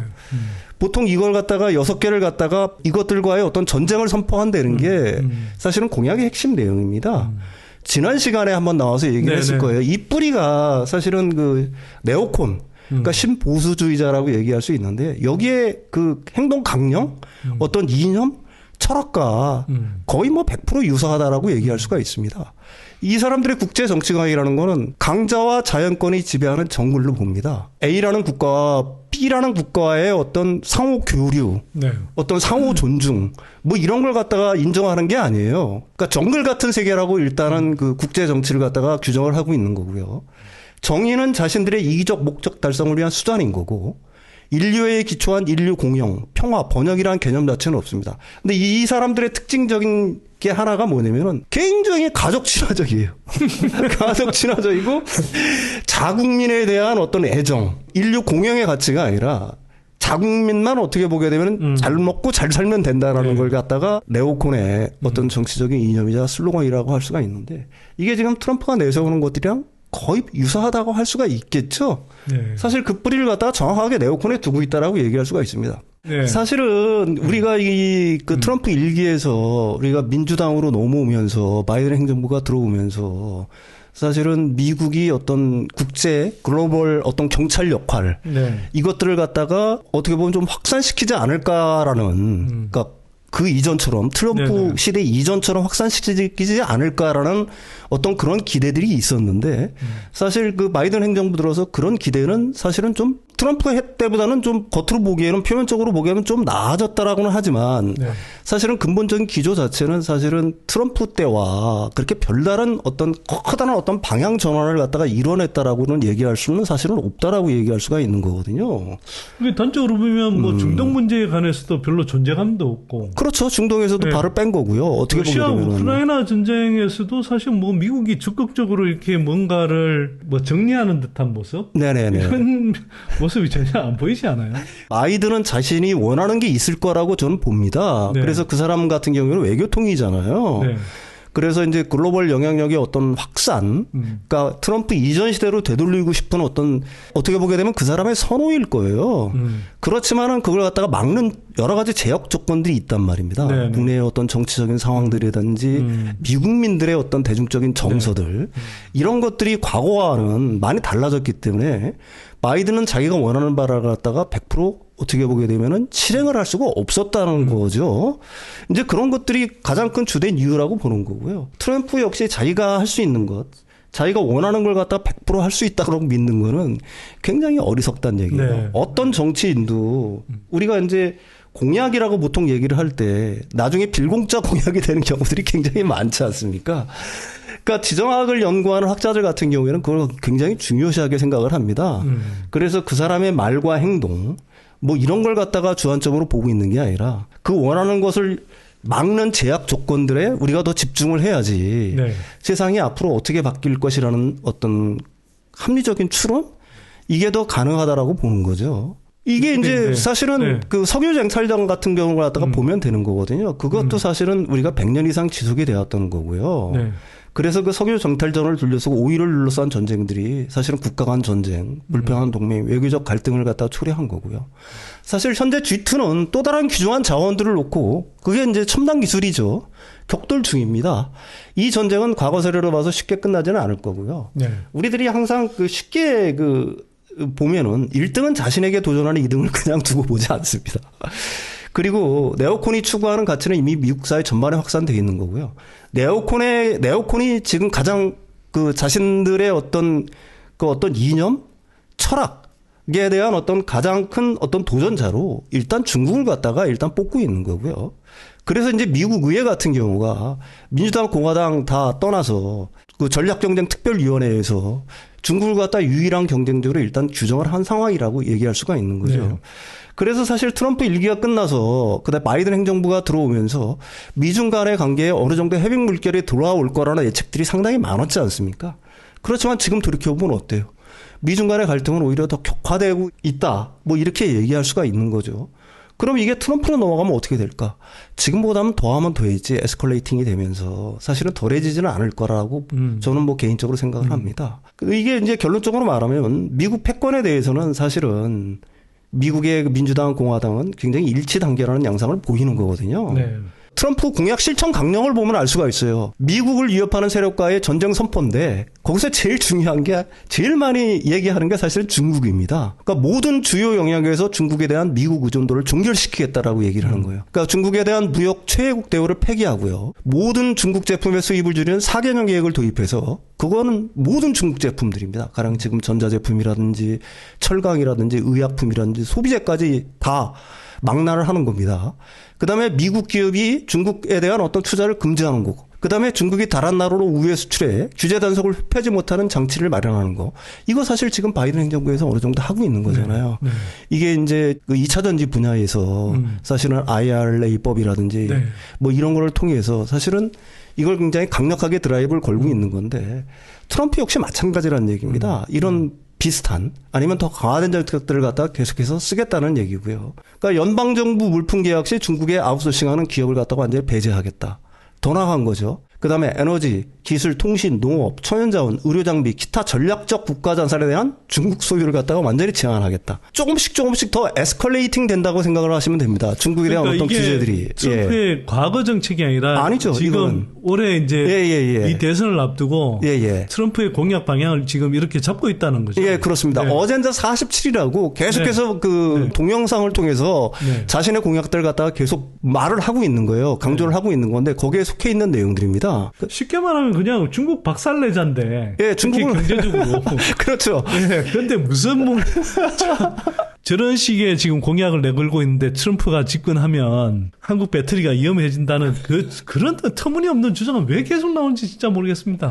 네. 두 번째는 이제 급증하는 불법 위민 체류자와 마약 확산과의 전쟁. 뭐 이건 뭐 당연한 거고요. 그다음에 세 번째가 이제 글로벌리스트와의 전쟁입니다. 네. 그러니까 자유민주주의 수호라는 명분하에 우크라이나 전쟁 같은 곳으로 미국을 끌어들여 국력을 소지시키는 자들. 이들 세력과 이제 전쟁을 선포하겠다는 얘기입니다. 근데 우리가 이제 눈여겨봐야 될 거는 중국에 대한 어떤 견제가 아니라 이거는 어떻게 보게 되면 중국과의 전쟁을 갖다가 선포한다는 얘기랑 같다라고 얘기할 수가 있는 거죠. 경제전쟁을 선포한다는 얘기랑. 그러니까 아까도 말씀드렸듯이 이런 거는 트럼프 공약 실천 구체적인 방법은 어젠다 47에서 계속 얘기를 하고 있는 거고요. 근데 그 구체적인 방법으로 관세 인상을 통한 세수 증대. 이건 뭐 트럼프의 단골 메뉴인데 상호무역법이라는 걸 갖다 만들겠다고 하는 거예요. 타국에 대항한 관세 인상. 어떤 나라가 미국산 제품에 대해서 관세를 갖다가 20%를 매기면은 미국도 해당 국가의 제품에 대해서 20% 관세를 호혜적 균등하게 매기겠다는 거고요. 이제 더 나가서는 보편적 기본 관세를 하겠다. 그래 모든 수입 제품에 자동적으로 10% 관세를 부과하겠다. 뭐 이게 이제 그 공약입니다. 네. 이렇게 할 경우 미국산 관세율은 현재보다 보통 한 평균적으로 한 3배 이상 상승하게 될 거고요. 이거에 대한 뭐 부작용이라든지 제약 조건은 이제 뭐 어떻게 보게 되면은 이번 어떤 주제의 어떤 주요 종목이 아니니까 제가 상략을 하겠습니다. 두 번째는 이제 학교 혁신이 되겠죠. 그러니까 좌파적 주입을 중단해서 부적절한 인종적, 성적, 정치적 내용 교육 금지. 그다음에 읽기, 쓰기, 수학 같은 지식과 기술 교육 강화. 우리가 여기서 이제 유심히 봐야 될 거는 이렇게 말을 하지만 상당 부분은 사실은 빌공짜 공해에 그칠 가능성이 높다라고 보는 거고요. 중요한 거는 이제 이런 어떤 읽기, 쓰기, 수학 같은 지식과 기술 교육 강화는 우리가 트럼프의 어떤 단면을 볼 수가 있는데 굉장히 어떻게 보게 되면 실용주의자라는 걸 갖다가 볼 수가 있는 거야. 아, 이 사람이 굉장히 주도 면밀을 한 사람이구나. 그러니까 우리는 보통 무대뽀라고 생각을 하는데 그렇지 않다는 걸 갖다가 어떤 한 단면을 볼 수가 있을 겁니다. 그러니까 국방력을 강화하겠다는 것도 뭐 당연한 거죠. 나토의 목적과 사명을 재평가하고요. 우크라이나 전쟁을 종결하겠다. 그다음에 유럽 각국의 무기 비축 비용을 요구하겠다. 이것도 뭐 어떻게 보게 되면 트럼프다운 공약이라고 얘기할 수가 있습니다.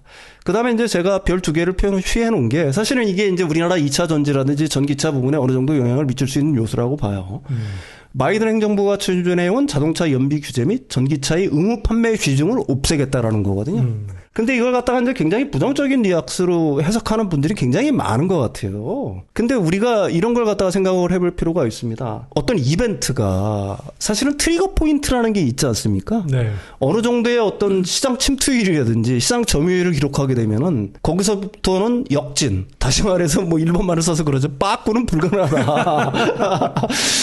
그다음에 이게 좀 이해가 상충되는 게 있는데 오늘도 이제 뉴스를 보니까 모든 자동차는 미국에서 생산돼야 된다. 뭐 트럼프가 그런 얘기를 했다는 얘기거든요. 근데 그 얘기는 뭐냐면은 바꿔 말하면은 그 자동차 산업에서의 어떤 잃어버린 미국의 영광을 다시 되찾겠다는 네. 그 트럼프의 의지가 일으키는 겁니다. 네, 근데 그렇죠. 한번 생각을 해보십시오, 여러분들. 중국의 포드, GM, 그다음에 스텔란티스가 내연기관차를 만들어서 과연 세계 자동차 시장을 석권할 수 있을까요? 네? 이미 다 뺏긴 판, 그다음에 세계의 판이 사실은 전기차로 돌아가고 있는 마당에 그렇지는 못할 겁니다. 미국의 어떤 잃어버린 과거의 어떤 자동차 산업의 영광을 되찾기 위해서는 지금 이제 막 시작하는, 뒤에서 설명을 하겠지만 전기차 시장에서의 우위를 점할 수밖에 없는 거고요. 네. 거기는 기회가 아직도 열려 있다라고 얘기할 수가 있는 겁니다. 근데 거기에 가장 큰 장애물이 뭘까요, 여러분? 바로 중국이에요, 중국. 중국의 배터리 산업, 그 다음에 전기차 산업, 이런 것들은 어떻게 보게 되면 미국보다 더 빨리 시작을 했단 말입니다. 그러면은 미국 입장에서 미국의 내가 어떤 그 전략가라고 한번 생각을 해보십시오. 그 머리 좋은 사람들이 그럼 어디를 눌러야 우리가 그나마의 기회를 찾을 수 있다고 생각을 할까요? 여러분들이라면 어떤 선택을 할까요?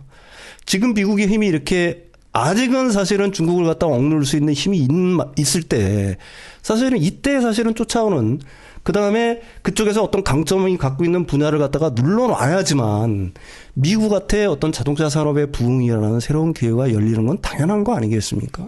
지금 네. 현재 못하고 실기하면 사실 중국이 미국을 넘어설 수 있다는 당연히 그렇죠. 그런 예. 우려가 사실 미국 사회 전체에 지금 굉장히 폭넓게 퍼져 있잖아요. 한번 생각을 해보십시오. 1등과 2등의 격차가 멀리 떨어져 있을 때는 2등한테 그렇게 신경을 쓰지 않습니다.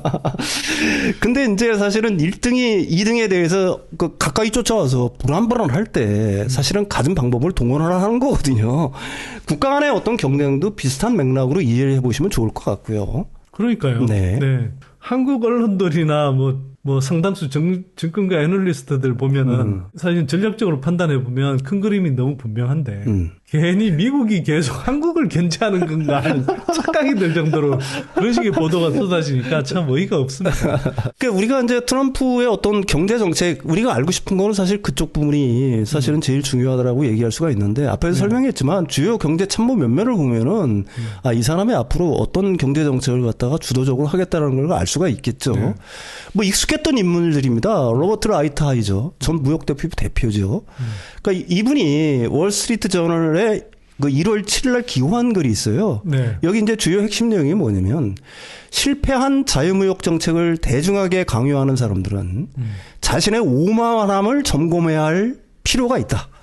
그러니까 여기서 왜 자유무역 정책이 실패했다라고 얘기를 자꾸 하냐면은, 사실은 이게 그 중국을 갖다 WTO에 가입시켜주고 중국을 키운 거에 대한 어떤 반성들이 미국 엘리트층에서 일어나고 있다는 얘기입니다. 사실은 중국이 자유무역을 통해서 중국이 개방되고 그다음에 중국 경제가 발전을 하고 그러면은 자연스럽게 중국 자체가 자유민주화될까라고 기대를 한 거예요. 그래서 미국의 품에 쏙 안길 거라고 생각을 한 겁니다.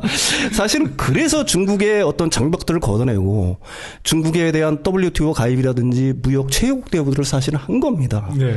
근데 이게 몇 년 지나고 보니까 중국은 점점점 발전하는데 오히려 중국은 자신들의 어떤 문을 갖다가 가령 뭐 시진핑 어떤 체제를 갖다가 계속 연임을 해간다든지 하면서 자신들이 생각하는 어떤 민주주의 체제랑은 전혀 정반대의 체제로 가면서 그 1990년대에 소련이 붕괴하면서 어떤 패권? 리더십에 대해서 적대할 세력들이 전혀 없었던 시대를 미국은 향유했잖아요. 그렇죠. 몇십 년 동안. 네. 그거에 대한 어떤 새로운 도전들이 일고 있다는 거에 대한 어떤 반성들. 이거에 기인해서 사실은 자유무역 정책이 어떤 실패했다라고 계속해서 미국의 그 어떤 그 네오콘이라든지 아니면은 그 지금 트럼프의 경제 책사들이 계속해서 강조를 하고 있는 겁니다. 그래서 중국, 공산당이 미국 전체와 우리 경제에 가하는 심각한 위협. 이런 것들이 사실은 자유무역주의에 대한 어떤 배차적 태도. 이를 갖다가 불러일으키고 있다라고 얘기할 수가 있는 거고요. 거기서 이제 더 나가서 그래서 이제 사실은 북미 자유무역 협정이라든지 한미 FTA라든지 이런 것들에 대한 어떤 경멸들이 똑같이 움트고 있다라고 얘기할 수가 있는 거죠. 그렇지만은 핵심적인 거는 뭐냐면은 중국을 갖다가 자유무역 체제에 끌어들였다는 거에 대한 어떤 반성들. 그래서 중국을 너무 키워줬다는 어떤 반성들이 전제가 돼 있다는 얘기입니다. 피터 나바로 역시 마찬가지죠. 전 백악관 무역제조업 정책국장인데 이분에 대해서는 여러분들이 잘 알고 있을 거예요. 브라질에 비가 내리면 스타벅스 주식을 사라는 유명한 책들. 저는 읽어보진 못했는데 저 책의 주인 내용이 뭡니까? 브라질에 비가 내리면은 네. 커피 농사가 잘 안 될 거 아니겠습니까? 네. 그래서 이제 스타벅스 주식이 올라갈 가능성이 많다. 원두가 올라가고 모르겠습니다. 저도 이 책에 대해서 잘 안 읽어봤어요. 근데 그 전에 이분이 쓴 책이 뭐냐면 중국이 세상을 지배하는 근원이에요. 그러니까 사실은 용은 이제 동양에서는 어떻게 보게 되면 그렇게 비호감적인 대상이 아니잖아요. 네. 그렇지만 서양에서는 굉장히 무섭고 어떻게 보게 되면 좀 비호감, 부정적인 뉘앙스가 많이 풍기는 어떤 존재 아닙니까? 그래서 중국을 갖다가 용으로 비유를 한 거고요. 그러니까 중국에 대해서는 굉장히 어떻게 보게 되면은 라이트 하이저보다도 더 강경파라고 얘기를 할 수가 있습니다. 그다음에 이제 레리 커틀로라고 전 백악관 국가경제위원회 위원장인데 이분 같은 경우가 이제 굳세게 네오콘이라든지 아니면 신보수주의자들 아니면은 이쪽들이 계속해서 주장하는 어떤 강달러 정책을 추진을 하고 있는 강달러 정책을 원하고 있는 거죠. 미국의 어떤 달러가 약세를 보이는 것 자체가 미국의 어떤 국력의 어떤 쇠퇴를 어떻게 보게 되면 방증을 하고 있는 거다. 그래서 오히려 강달러 정책을 추진해야 된다. 이런 정책들을 내세우고 있는 인물들입니다. 근데 이 세 분의 어떻게 보게 되면 공통점이라고 할 수 있는 거는 딱 한 곳으로 모아져요. 궁극적으로는 중국에 대한 견제. 그러니까 중국에 대한 어떤 경제 정책에 대한 강경? 이것들로 어떻게 모아지는 거고요. 그게 아까도 말씀드렸듯이 어젠다 47에 완전히 녹아있다라고 얘기할 수가 있는 거죠. 그러니까 경제 정책은 어떻게 바뀔 것이냐 이걸 갖다가 예상을 해보면은 모든 것은 거래고 여기서 미국이 피해를 보고 있다는 게 기본적인 인식에 깔려 있는 겁니다. 그래서 이제 피해를 주는 가장 큰 나라가 중국이다. 그다음에 관세 인상은 불가피하고요. 여기서도 주요 타깃은 중국입니다.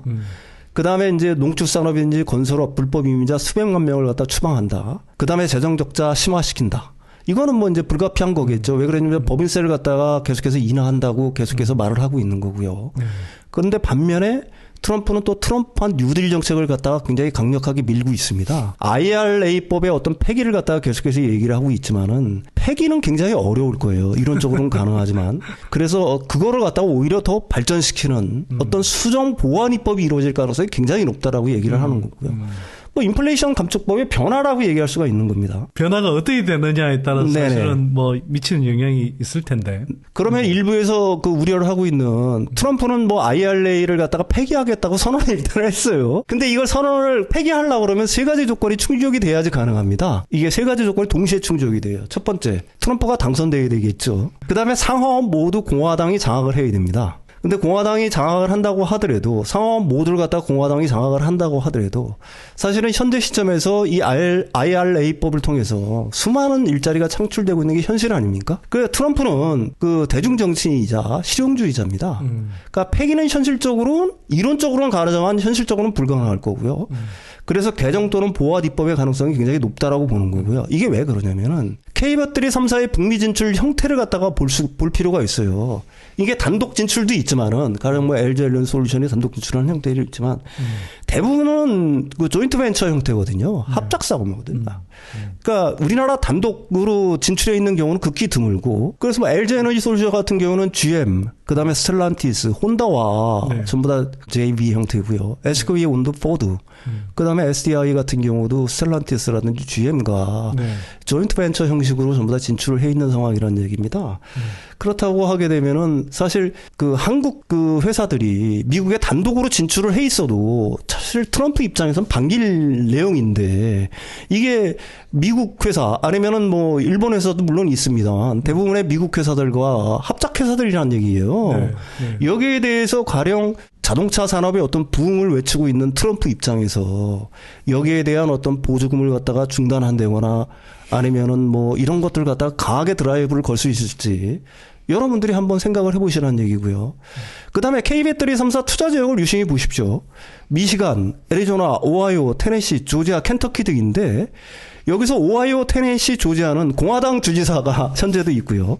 근데 연방 상하원도 다 공화당이 우세한 지역이고 주 상하원도 전부 다 공화당 강세 지역들입니다. 그다음에 애리조나, 켄터키 같은 경우에는 민주당 출신의 주지사가 있지만은 사실은 연방 상하원, 그다음에 주 상하원 자체가 공화당 강세 지역이에요. 네. 그다음에 유일하게 이제 미시간 지역만 민주당이라든지 연방 상하원, 주 상하원 민주당이 약간 소폭 강세 지역이지만 사실 이것도 뭐 일부에서 이제 그게 뭐 레드 스테이트냐, 블루 스테이트냐, 스윙 스테이트냐 보통 얘기를 하는데 이거 여기도 사실은 스윙 스테이트 중에 한 곳 아니겠습니까? 네. 근데 이게 왜 중요하냐면은 지금 IRA법을 갖다가 만들고 우리나라 2차 전지 업체들의 어떤 투자를 갖다 유치한 곳들이 공화당 주지사 지역이거나 공화당 강세 지역이라는 얘기거든요. 그럼요. 그렇다면은 그 트럼프가 가령 뭐 IRA법을 갖다가 폐기한다거나 아니면 보조금을 축소한다라고 얘기할 때 해당 주들에 대한 어떤 반발? 이런 것들을 갖다가 지금 트럼프가 무시할 수 있겠냐. 트럼프가 하고 싶은 거를 갖다가 막는 트럼프의 선언을 막는 제약 조건의 하나라고 볼 수가 있는 거고요. 우리가 그 얼마 전에 그 세부 지침들이 만들어졌잖아요. 뭐 FEOC에 대한 세부 지침들이 네네. 만들어지거나 우리나라를 보게 되면 어떻게 보면 시행령의 어떤 개념들인데 그쪽 부분을 갖다가 가다듬을 수가 있을 거예요. 그래서 그 가다듬는 방향 자체는 사실은 중국에 대한 어떤 견제들을 갖다가 더 심하게 하는 방향으로 가다듬을 가능성이 굉장히 높다라고 얘기할 수가 있을 겁니다. 네. IRA에 대한 어떤 변화 가능성을 갖다가 뭐 계속해서 설명을 하고 있지만 첫 번째는 중국에 대한 견제는 더욱 강화될 것이 분명합니다. 그 초반에 제가 설명했지만 전기차는 잃어버린 미국의 영광을 되찾는 어떤 상징적인 의미가 있는 분야예요. 그러니까 독일, 일본에서 뒤진 자동차 산업을 뒤집을 수 있는 조료의 기회라고 보고 있는 거고요. 그러니까 전기차 분야의 새로운 강자. 그러기 위해서는 중국의 발호를 갖다가 억눌러야 할 필요성이 굉장히 높다라고 얘기할 수가 있는 겁니다. 그래서 IR법의 핵심은 신재생 에너지와 전기차 산업 지원을 위한 보조금 정책에 있다라고 얘기할 수가 있는 거거든요. 근데 이제 트럼프는 화석 에너지와 원자력의 방점을 계속해서 두고 있는데 그래서 이제 에너지 비용 전 세계에서 가장 저렴하게 해 국가 경쟁력을 저고하겠다. 그게 이제 화석 에너지와 원자력의 방점을 두고 있는 겁니다. 근데 그 이미 이거는 바이든 행정부에서 다 하고 있어요. 소리 소문 없이 바이든 행정부에서는 그 세일 오일에 대한 어떤 규제 정책들을 갖다가 초기에는 굉장히 강조를 했고 실제로 규제도 많이 했었습니다. 근데 뭐예요? 그 지금 사우디의 감산 뭐 이런 거 러시아의 어떤 감산 이런 것들 때문에 유가가 폭등을 하자 바이든은 진짜로 원하는 거는 사실은 세일 오일에 대한 어떤 규제를 더 강하고 싶었을 겁니다. 신재생 에너지를 더 강화하는 쪽으로 정책 방향을 계속해서 가져가고 싶었을 텐데 지금 굉장히 우스운 일이 벌어지고 있어요. 현재 미국 세일 오일 생산량이 하루 1200만 배럴입니다. 이게 YOY로 200% 급증한 거예요. 그렇게나요? 지금 왜 유가가 여러분들 비교적 안정적인 줄 아십니까? 중동 산유국에서 불고 있는 전쟁은 아니지만 이스라엘과 하마스 간의 전쟁이 계속되고 있고 홍해 쪽에서의 리스크들이 이렇게 빈번하게 발생을 하고 있는데 지정학적 위험이 고조되고 있는데 그 유가는 왜 이렇게 급등하지 않을까요? 한번 여러분들이 생각해 보십시오. 이게 바로 미국의 세일 오일이 엄청나게 소리소문 없이 늘었던 거예요. 바이든 행정부가 일부 후퇴를 한 겁니다. 이게 바로 한편으로는 인플레를 잡기 위해서. 예, 인플레를 잡기 위해서 유가를 잡아야 되니까요. 유가가 고공행진에서는 인플레를 잡을 수가 없는 거고 인플레이션을 잡지 못하면 올해 대선에서 승산이 없다라고 판단을 하는 거죠. 그래서 24년 올해 같은 경우에 1,300만 배럴, 25년엔 이게 1,400만 배럴로 늘어날 걸 갖다가 이미 예상을 하고 있는 거예요. 지금 트럼프가 그 강조하고 있는 화석 에너지, 다시 말해서 세일 오일 쪽에 어떤 규제를 갖다 대폭 풀어서 그 미국의 세일 오일 생산량을 갖다 대폭 늘리겠다라고 하는 것 자체가 사실은 바이든이 이미 하고 있다라고 얘기할 수가 있는 거고요. 그나마 이제 부정적인 시나리오 같은 경우는 그로 인해서 뭐 태양광 등 재생에너지 분야 어느 정도 위축될 수는 있겠죠. 근데 그 전기차라든지 태양광 역시 마찬가지라고 저는 생각을 합니다. 그 10% 이상 진행된 이벤트를 역전시키는 건 불가능한 거고요. 전기차를 포기하는 건 태양광은 어느 정도 위축될 수가 분명히 있어요. 재생에너지 분야에서. 그렇지만 전기차를 포기하는 건 미국을 위대하게와 정면으로 배치된다는 얘기입니다. 전기차를 포기하고 뭐 어떻게 하겠다는 얘기예요. 그러면서 자동차 왕국을 만들겠다? 내연기관으로 자동차 왕국을 만들겠다? 한번 현실적으로 생각을 해보십시오. 이건 불가능한 꿈에 가깝습니다. 아까도 말씀드렸듯이 내연기관에서 미국 차가 글로벌 시장에서 우위를 점할 수는 없어요. 사실은. 그럼요. 네. 지금 미국 자동차 회사들이 2008년 금융위기 때 다 국가한테 어떻게 보게 되면 엄청난 그 보조금 세금 지원을 받고서 다시 회생한 기업들입니다. GM, 포드, 지금 옛날에 클라이슬러였고 지금 스텔란티스 다 마찬가지예요. 다 망했던 회사들이 다 지금 일어나고 있는 건데 이걸 내연기관으로 이들 자동차 회사들이 다시 그 부흥을 시켜가지고 미국 자동차 산업을 부흥을 시켜? 이건 불가능한 거고요. 결국은 트럼프가 자동차 산업을 부흥시키려고 하게 되면은 전기차 산업에서의 우위를 점할 수밖에 없다. 미국의 전략가들도 분명히 이렇게 생각을 할 거란 얘기입니다. 그다음 가장 부정적인 시나리오는 뭐냐? 전기차 보조금을 축소한 거나 뭐 AMPC 정도를 축소하는 건데 사실 이것도 그 트럼프의 어떤 공약하고는 좀 위배가 돼요. 트럼프는 대중 정치인 아닙니까? 가령 뭐 그 법인세를 갖다가 낮춰준다거나 R&D 투자를 갖다가 많이 하거나 투자를 많이 하는 기업들에 대한 어떤 보조금 정책들을 바이든 행정부에 비해서 사실은 더 폭넓게 쓸 가능성이 굉장히 높다라고 얘기할 수가 있는 거예요. 제가 가장 부정적인 시나리오를 보는 건 뭐냐면은 미국에 이미 진출해서 미국에 생산하는 그 한국 2차 전지 업체들, 전해액 업체들, 뭐 기타 업체들 빼고 한국에서 생산해서 미국에 수출하는 셀밋, 그다음에 양극재를 포함한 소재에 대한 어떤 관세를 부과하겠다. 뭐 현재 보면은 뭐 보조적 관세를 갖다 10%를 얘기를 하는데 이것도 쉽지가 않아요. 왜 그러면 한미 FTA 개정 사항 아니겠습니까? 네. 근데 한미 FTA는 일단 트럼프 일기 때 트럼프가 요구를 해서 개정을 일단 지금 한 상태예요. 네. 네. 근데 뭐 또 요구할 수는 있겠죠. 트럼프의 성정상. 그렇지만 우리가 봐왔듯이 미국 대통령 임기 내에 이걸 갖다 개정 협상을 시작한다고 하더라도 이걸 갖다 단시간에 끝내가지고 몇 개월 만에 끝낼 수 있는 상황이 아니지 않습니까? 여러분들이 한번 생각을 해보시라는 얘기예요. 그래서 이것도 사실은 쉽지가 않은 문제다, 현실적으로. 그러니까 예. 가장 부정적인 시나리오라고 이제 설명을 했으나 실제로는 현실화되기 어려운 시나리오로 본다는 말씀이죠. 예, 당연히 이게 네. 현실화되기가 굉장히 어렵다는 얘기입니다. 한미 FTA 개정 협상도 여러분들이 이해하실 필요가 있는데 트럼프가 주창을 해서 계속해서 했지만은 네. 트럼프 일기 시대가 종결되고 바이든 들어서야 그게 사실은 개정 협상이 완료가 된 거거든요. 그렇죠. 네. 이게 사실은 뭐 두 나라 간의 어떤 협상, 조약이라는 걸 갖다가 이걸 갖다 단기간에 끝낸다? 자신한테 유리한 방향으로 이걸 갖다 일방적으로 끌고 가겠다고 하는 거는 글쎄요. 그거는 거의 불가능에 가깝다고 보는 겁니다. 전기차 배터리에 대한 트럼프의 의도는 그럼 뭐냐? 자동차 산업 부흥 및 미국 노동자 보호라는 영상을 통해 트럼프는 중국 전기차 배터리 회사들이 바이든 행정부의 IRA를 통해 보조금을 받으려 한다. 그다음에 미국의 세금이 중국 회사에 지급되는 흐름을 막기 위해 노력할 것이다. 중국에 대한 견제의 방점이 완전히 찍혀 있다고 보는 거고요. 네. IRA법 아버지인 브라이언 디스 전 국가경제위원회 위원장이죠. 정치 권력이 변해도 IRA 후퇴는 없다. 아버지니까 뭐 이런 얘기를 할 수 있다라고 여러분들이 생각할지 모르지만 사실은 이거는 민주당 공화당의 초당적 지지를 받아 통과된 법입니다. 그다음에 지역 일자리 및 경제적 효과 이게 분명히 있는 거고요. 전면 재검토는 현실적으로 불가능하다는 걸 갖다가 여러분들이 인식할 필요가 있습니다. 자, 결론. 트럼프에 대해서 짧은 어떻게 보게 되면 어떤 서술이라고 할까요? 몇 글자로 딱 표현했는데 저는 이게 굉장히 마음에 와닿았습니다. 예측할 수 없는 종류의 온건론자이면서 실용주의자다. 그러니까 우리들이 이제 예측할 수 없다는 거에 대해서 굉장히 방점을 두고 있는데 의외로 실용주의자라는 점에 우리가 방점을 두고 봐야 된다는 얘기입니다. 그러니까 입으로는 굉장히 거친 언사를 쏟아내지만 사실은 진영 논리가 아닌 자신만의 중도 노선을 강조를 하고 있는 거고요. 이게 외교, 무역, 낙태, 성전환 등에서 잘 나타나요.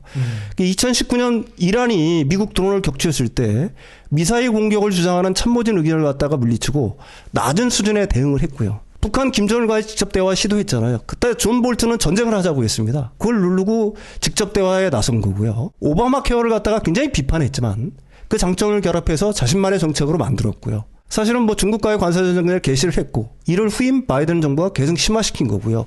똑같아요. 이런 어떤 그 중국에 대한 견제는 바이든 행정부 2.0에 들어서면은 더 심화될 가능성이 높다라는 게 맞습니다. 그래서 이분의 전략을 유심히 보면은 사실은 칭찬도 잘해요. 아첨과 공포를 적절히 섞고 무사히서. 아첨과 공포? 네, 아첨과 공포를 동시에 하는 거죠. 이런 점을 갖다가 여러분들이 유심히 볼 필요가 있는 거고요. 우리가 어떤 상황을 갖다가 판단을 할 때는 계속해서 강조를 하지만 선언은 제약 조건에 따라 달라집니다. 자신이 원하는 바를 다 할 수가 없는 거예요. 그 주변을 둘러싼 제약 조건에 의해서 강한 영향을 받는 거고요. 그래서 트럼프가 자신이 원하는 모든 것을 할 수 있다고 믿는 건 어리석은 거고요. 트럼프도 그렇게 믿지 않을 겁니다. 그래 다시 거듭 얘기하지만 그는 지독한 실용주의자이고 현실과의 적절한 타협이 그의 장기입니다. 그래서 현재까지 놓고 보면 한국 배터리 업계는 미국에 엄청난 투자를 하고 있는 거고요. 이거는 미국의 이익에 정확하게 부합하는 거예요. 이를 무시할 수 있다고 믿는 건 바보가 하는 짓이라고 보는 거고요. 다시 돌이켜서 트럼프 1기 집권기를 보면은 한국 및 기업들의 부정적인 영향은 생각보다 적었다라고 얘기할 수 있습니다. 일부 소음이 있었지만 사소한 것들이죠. 뭐 트럼프 가령 뭐 세탁기에 대한 관세, 철강에 대한 관세들이 있었지만은 그거 다 넘어갔습니다. 그러니까 IRA법은 가장 부정적인 시나리오와 다른 형태로 수정 보완될 것이고요. 그렇지만 이 핵심은 중국 전제를 위한 미국산 전기차 배터리 소재에 대한 지원 강화에 쏘일려 있다는 얘기입니다. 그래서 수정돼도 강화되는 방향이 될 수밖에 없다. 예. 네. 그러니까 트럼프 시대에 대한 막연한 공포는 사실은 기후에 불과할 거고요. 마지막으로 드리고 싶은 얘기는 뭐냐면 세상은 그리 쉽게 바뀌지 않습니다. 생각보다. 그러니까 너무 염려하지 않으시는 게 제가 생각하기에는 좋을 것 같아요. 네. 예.